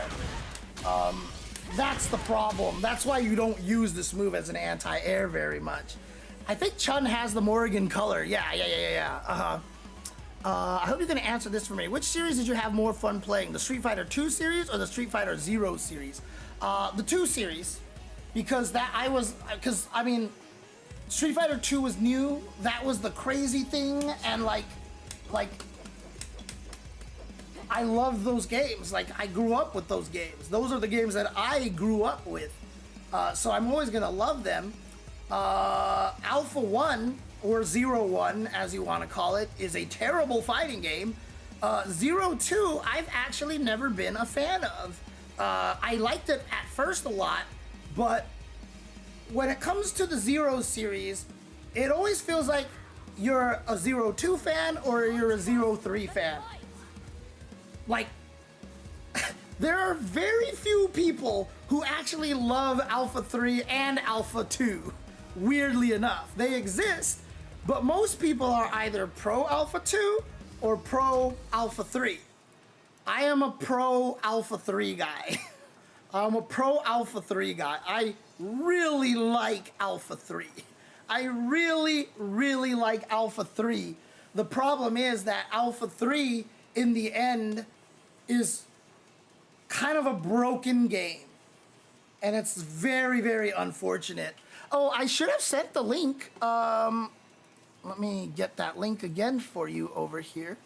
Let me paste it in the chat again for you. There it is. It should be there. Let me know if you see it. But Alpha 3, because of crouch canceling infinites, the game broke. And also because Vism is just too strong. Vism is too strong. If they nerfed Vism a little bit, and I already have my way that I would nerf it,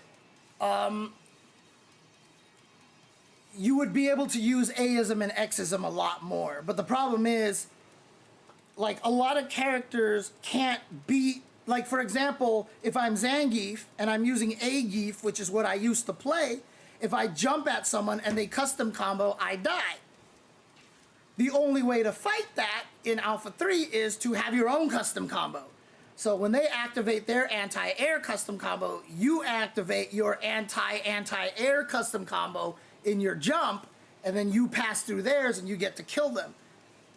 Aism and Xism don't have those. You can't do anything about it. If you jump and they custom combo anti-air, you die. That's everything. That's it. That's it. And that's the problem. And then if they're good, it leads to a crouch cancel infinite, so you die in the slowest possible death.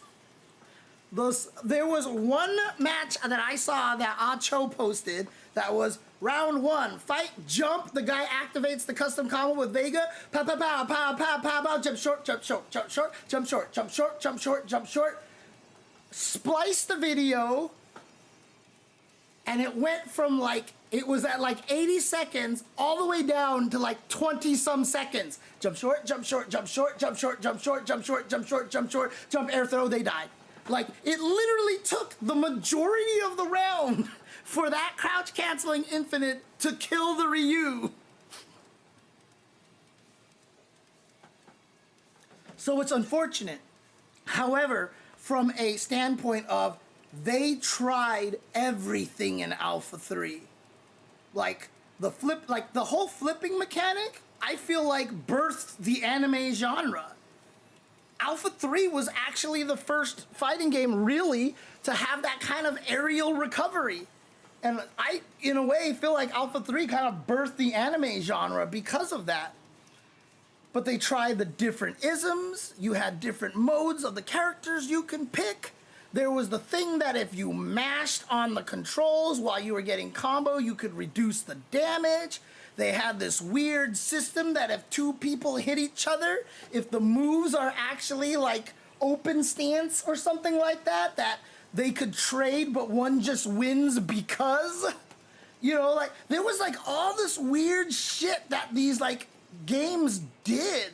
And like, they came up with like the crazy characters. They were super inventive during Alpha 3. Like, Alpha 3, Vism Cody, they tried the dodge thing. They made it so that Cody couldn't block. He dodged, right? They tried to see if they could make the dodge a thing. Alpha 3 was so experimental, and they did so many cool things, and they tried so much that it's hard for me to dislike the game. Like, if you could just balance the Visms, remove crouch canceling infinites somehow, because it is, if you remove the core problem with crouch canceling infinites, you take away something else that's really cool, and that sucks too. But like, there is, like, if you can tweak it a little bit, it's still one of my favorite fighting games of all time. I love Alpha 3 because of how much they tried to go nuts with that game, because of how crazy they went with that game. It will always hold a very core place in my heart. I wrote the systems guide for that game. I was one of the first people to figure out how flipping worked in that game when it first came out. Nobody really understood why you could flip and why you couldn't flip. It was me and my older brother that, in America, figured out how it worked and actually got the message out to everybody and explained exactly how aerial recovery worked in that game. You know, so like, I have a lot of fondness for the game, honestly. And of course, one of my favorite things that I've ever done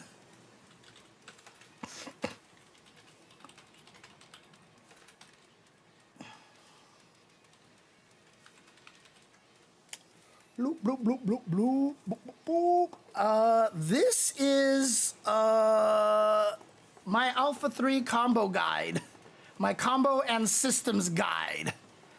Nope, I did it in the arcade. I did it all in the arcade, but the reason why I was able to do it in the arcade is because it was the UCLA arcade. So I went to UCLA for college. And the campus arcade every Friday night had a thing where you paid $5 or $6 and you could play for 3 hours. Every game was set to free play.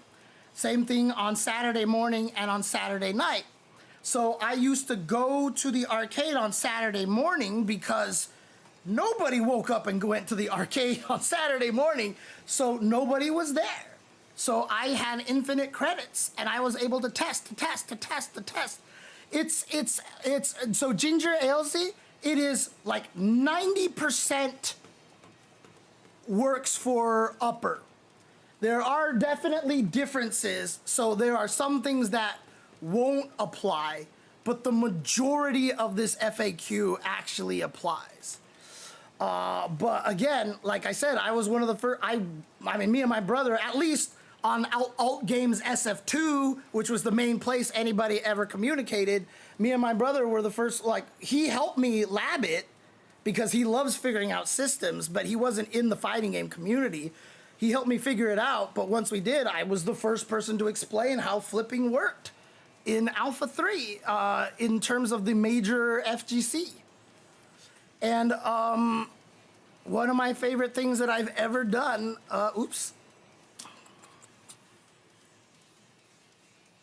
it took me a while to do. Oh yeah, by the way, because I went to the arcade at UCLA so much, I was friends with a lot of the staff there, and we were just good buddies.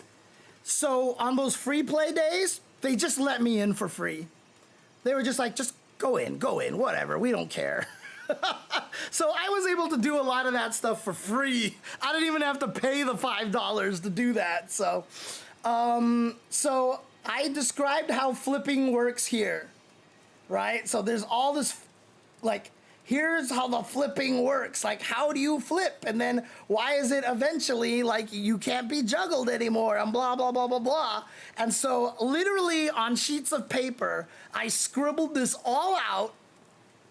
And then I made this. I literally made a flow chart. This is the flipping flow chart right here. So if you want to know when you can flip and why you can flip, it's all here.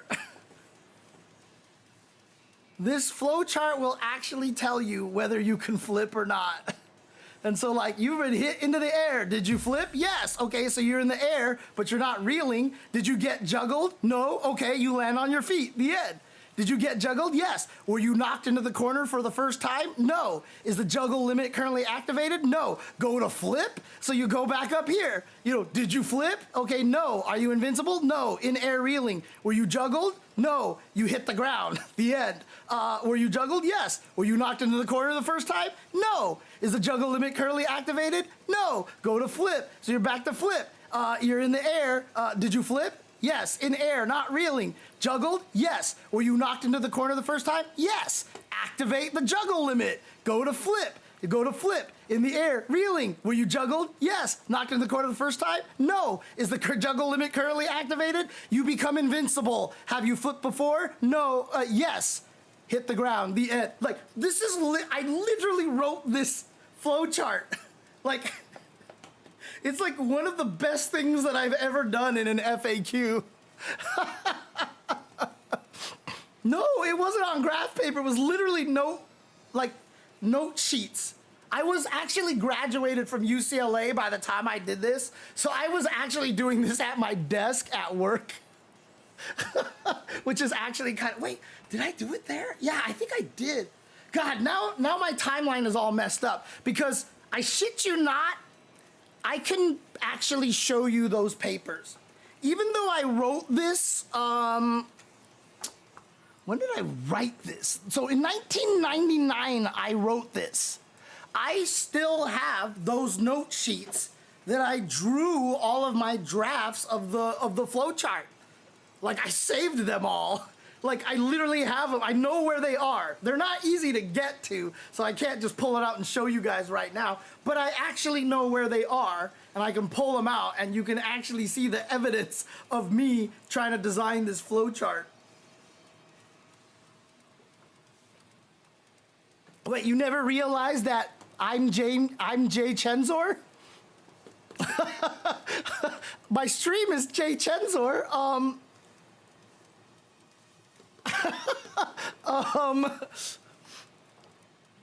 But yeah, I mean, all of these old FAQs was written by me. I guess it was because I called myself James Chen most of the time over here, and I didn't call myself Jay Chenzor as much here. So the only place you see Jay Chenzor is on my email over here, but otherwise everything says James Chen. So yeah, it's probably, you know, not. There's a chance that, yeah, you've read this and you were like, didn't know that this was actually me. But also, oops, I didn't mean to do that. Also, I mean, I hope you know about this, but you know, oh, cats stepped on buttons again.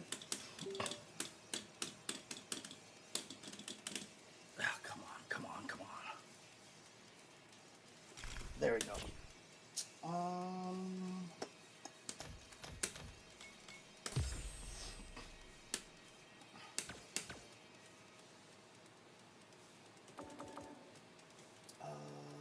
Open the commentary settings menu. Oh, that's right. It's somewhere else. Dude, I've been doing this for a fucking long time. I've been doing this for a very long time. Shoot, where is the commentary stuff? I don't even remember now anymore. It's so hard to find things in this game, I swear to God. Oh God, where is it? It is in this battle setting, isn't it? Oh, there we go. I can turn it on here. Right, you know this is me, right?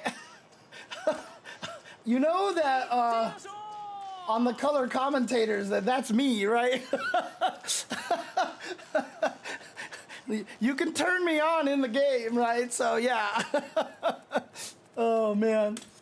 Yeah, I was the one that wrote like all the X-Men versus Street Fighter combo FAQs and all that stuff like that. That was me, so yeah. Okay, you knew. Okay. Just making sure, that's all. Oh man. GameFAQs, yeah, was kind of my home for a while. I wrote the CVS2 FAQ. The CVS2 is my magnum opus, because in Word, that thing is like 200 and some pages long, I think it is. So like, it's actually kind of dumb, but yeah. By the way, hang on a second. Okay, I'm gonna have to call it a night. Because there are some hungry boys over here.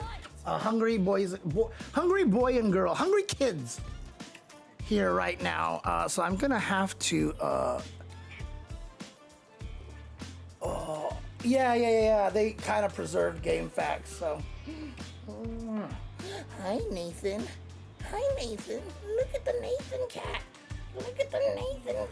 Oh, Nathan cat. Sorry, I get real. I mean, look, if anybody here has owned cats, they know what this is about. But I get very, very squishy with my cats, okay? Because my cats, I love my cats. They are great cats. And again, I love, oh, thank you, Nanua. Appreciate it. I'm about to stop right here, but you came just in time to say hello to the cats. I am an animal lover through and through. I do the exact same thing to dogs, okay? So like, I'm not a cat guy or a dog person. Like, I am the guy who, every time I see a dog anywhere, like we're driving and I see a dog, I'm always dog.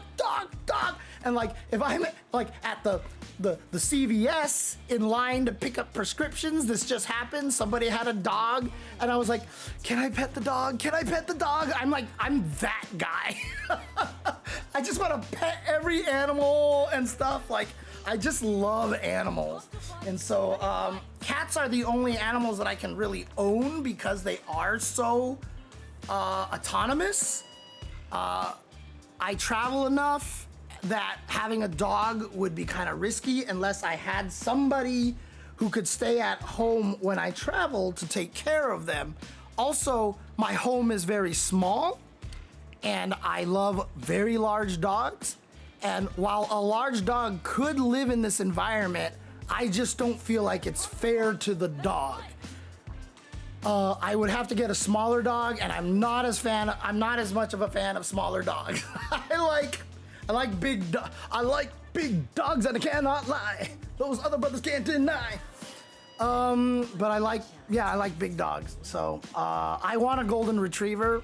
That's what I want the most, because golden retrievers are the sweetest dogs in the world. But I can't own one right now. Oftentimes it's Olaf. Olaf will babysit them when I'm gone. But again, he doesn't have to do much, right? Like, he comes up, feeds them their wet food, and that's it, right? And the cats can just be by themselves and they're fine. The dogs, even if Olaf comes up here, you know, he would have to spend the entire time with the dog. You have to take the dog for a walk, do all this stuff, and then the dog would just have separation anxiety when I'm not there, right? So if I, you know, God forbid I ever get like a long-term girlfriend, you know, like, and she can be around and take care of the dog the entire time, and the dogs are used to her, you know, like, then, you know, then I could get a dog. So Come here, Jasmine. Come here, Jasmine. People want to say hi to you, Jasmine. Come here, Jasmine. Come here. Headbutt, headbutt, donk. There we go. Good Jasmine. Good Jasmine. Look, it's Jasmine the cat. It's Jasmine. You're the one who likes to walk all over my Kwamba 2009 buttons. I got you. I got you. I know you hate this, Jasmine. I know you hate this, Jasmine, but I'm sorry.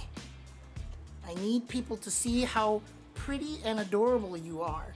The claws are coming out and she is stabbing me. She is stabbing me a lot right now. Oh my God.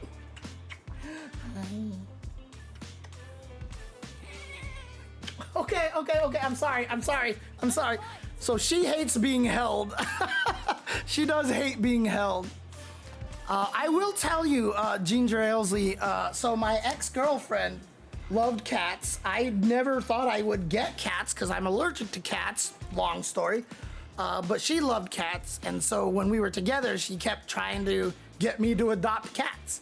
And so while I was at work, she just kept sending me pet finder links to cats all the time.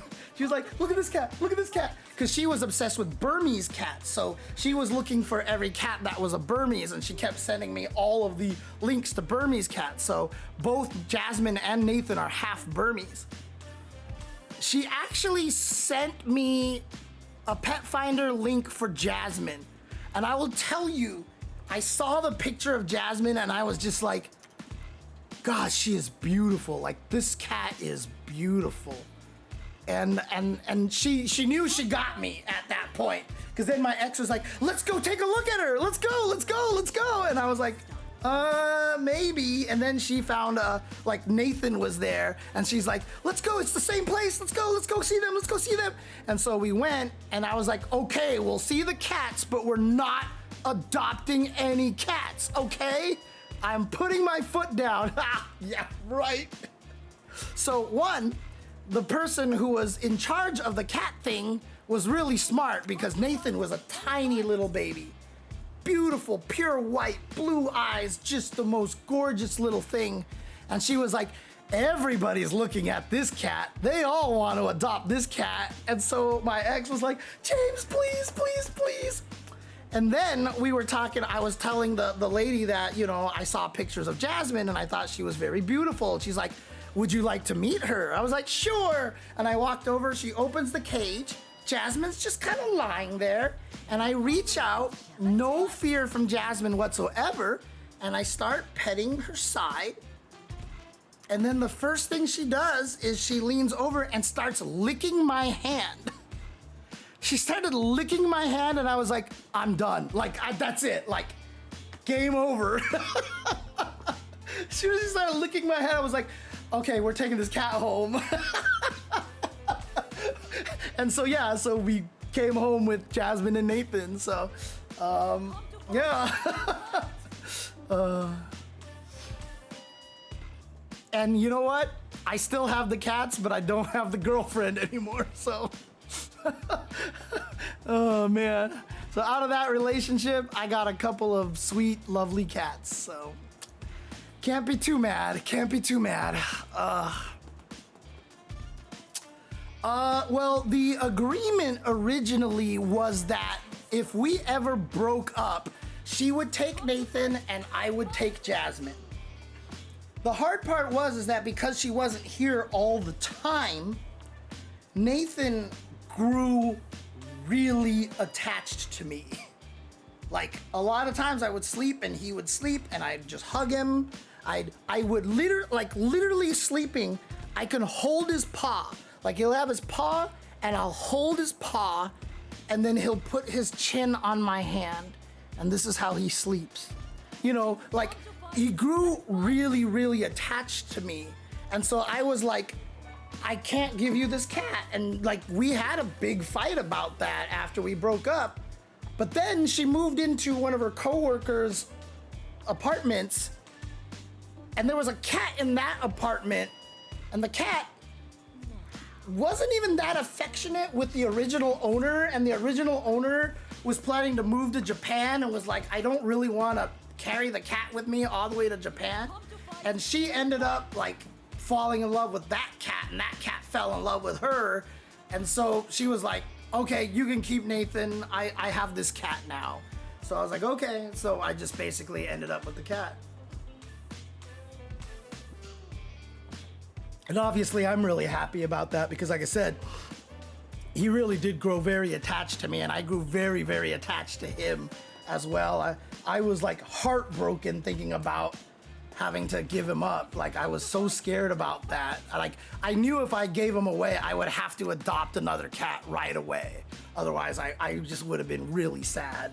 So I was glad I was able to keep that chunk. So,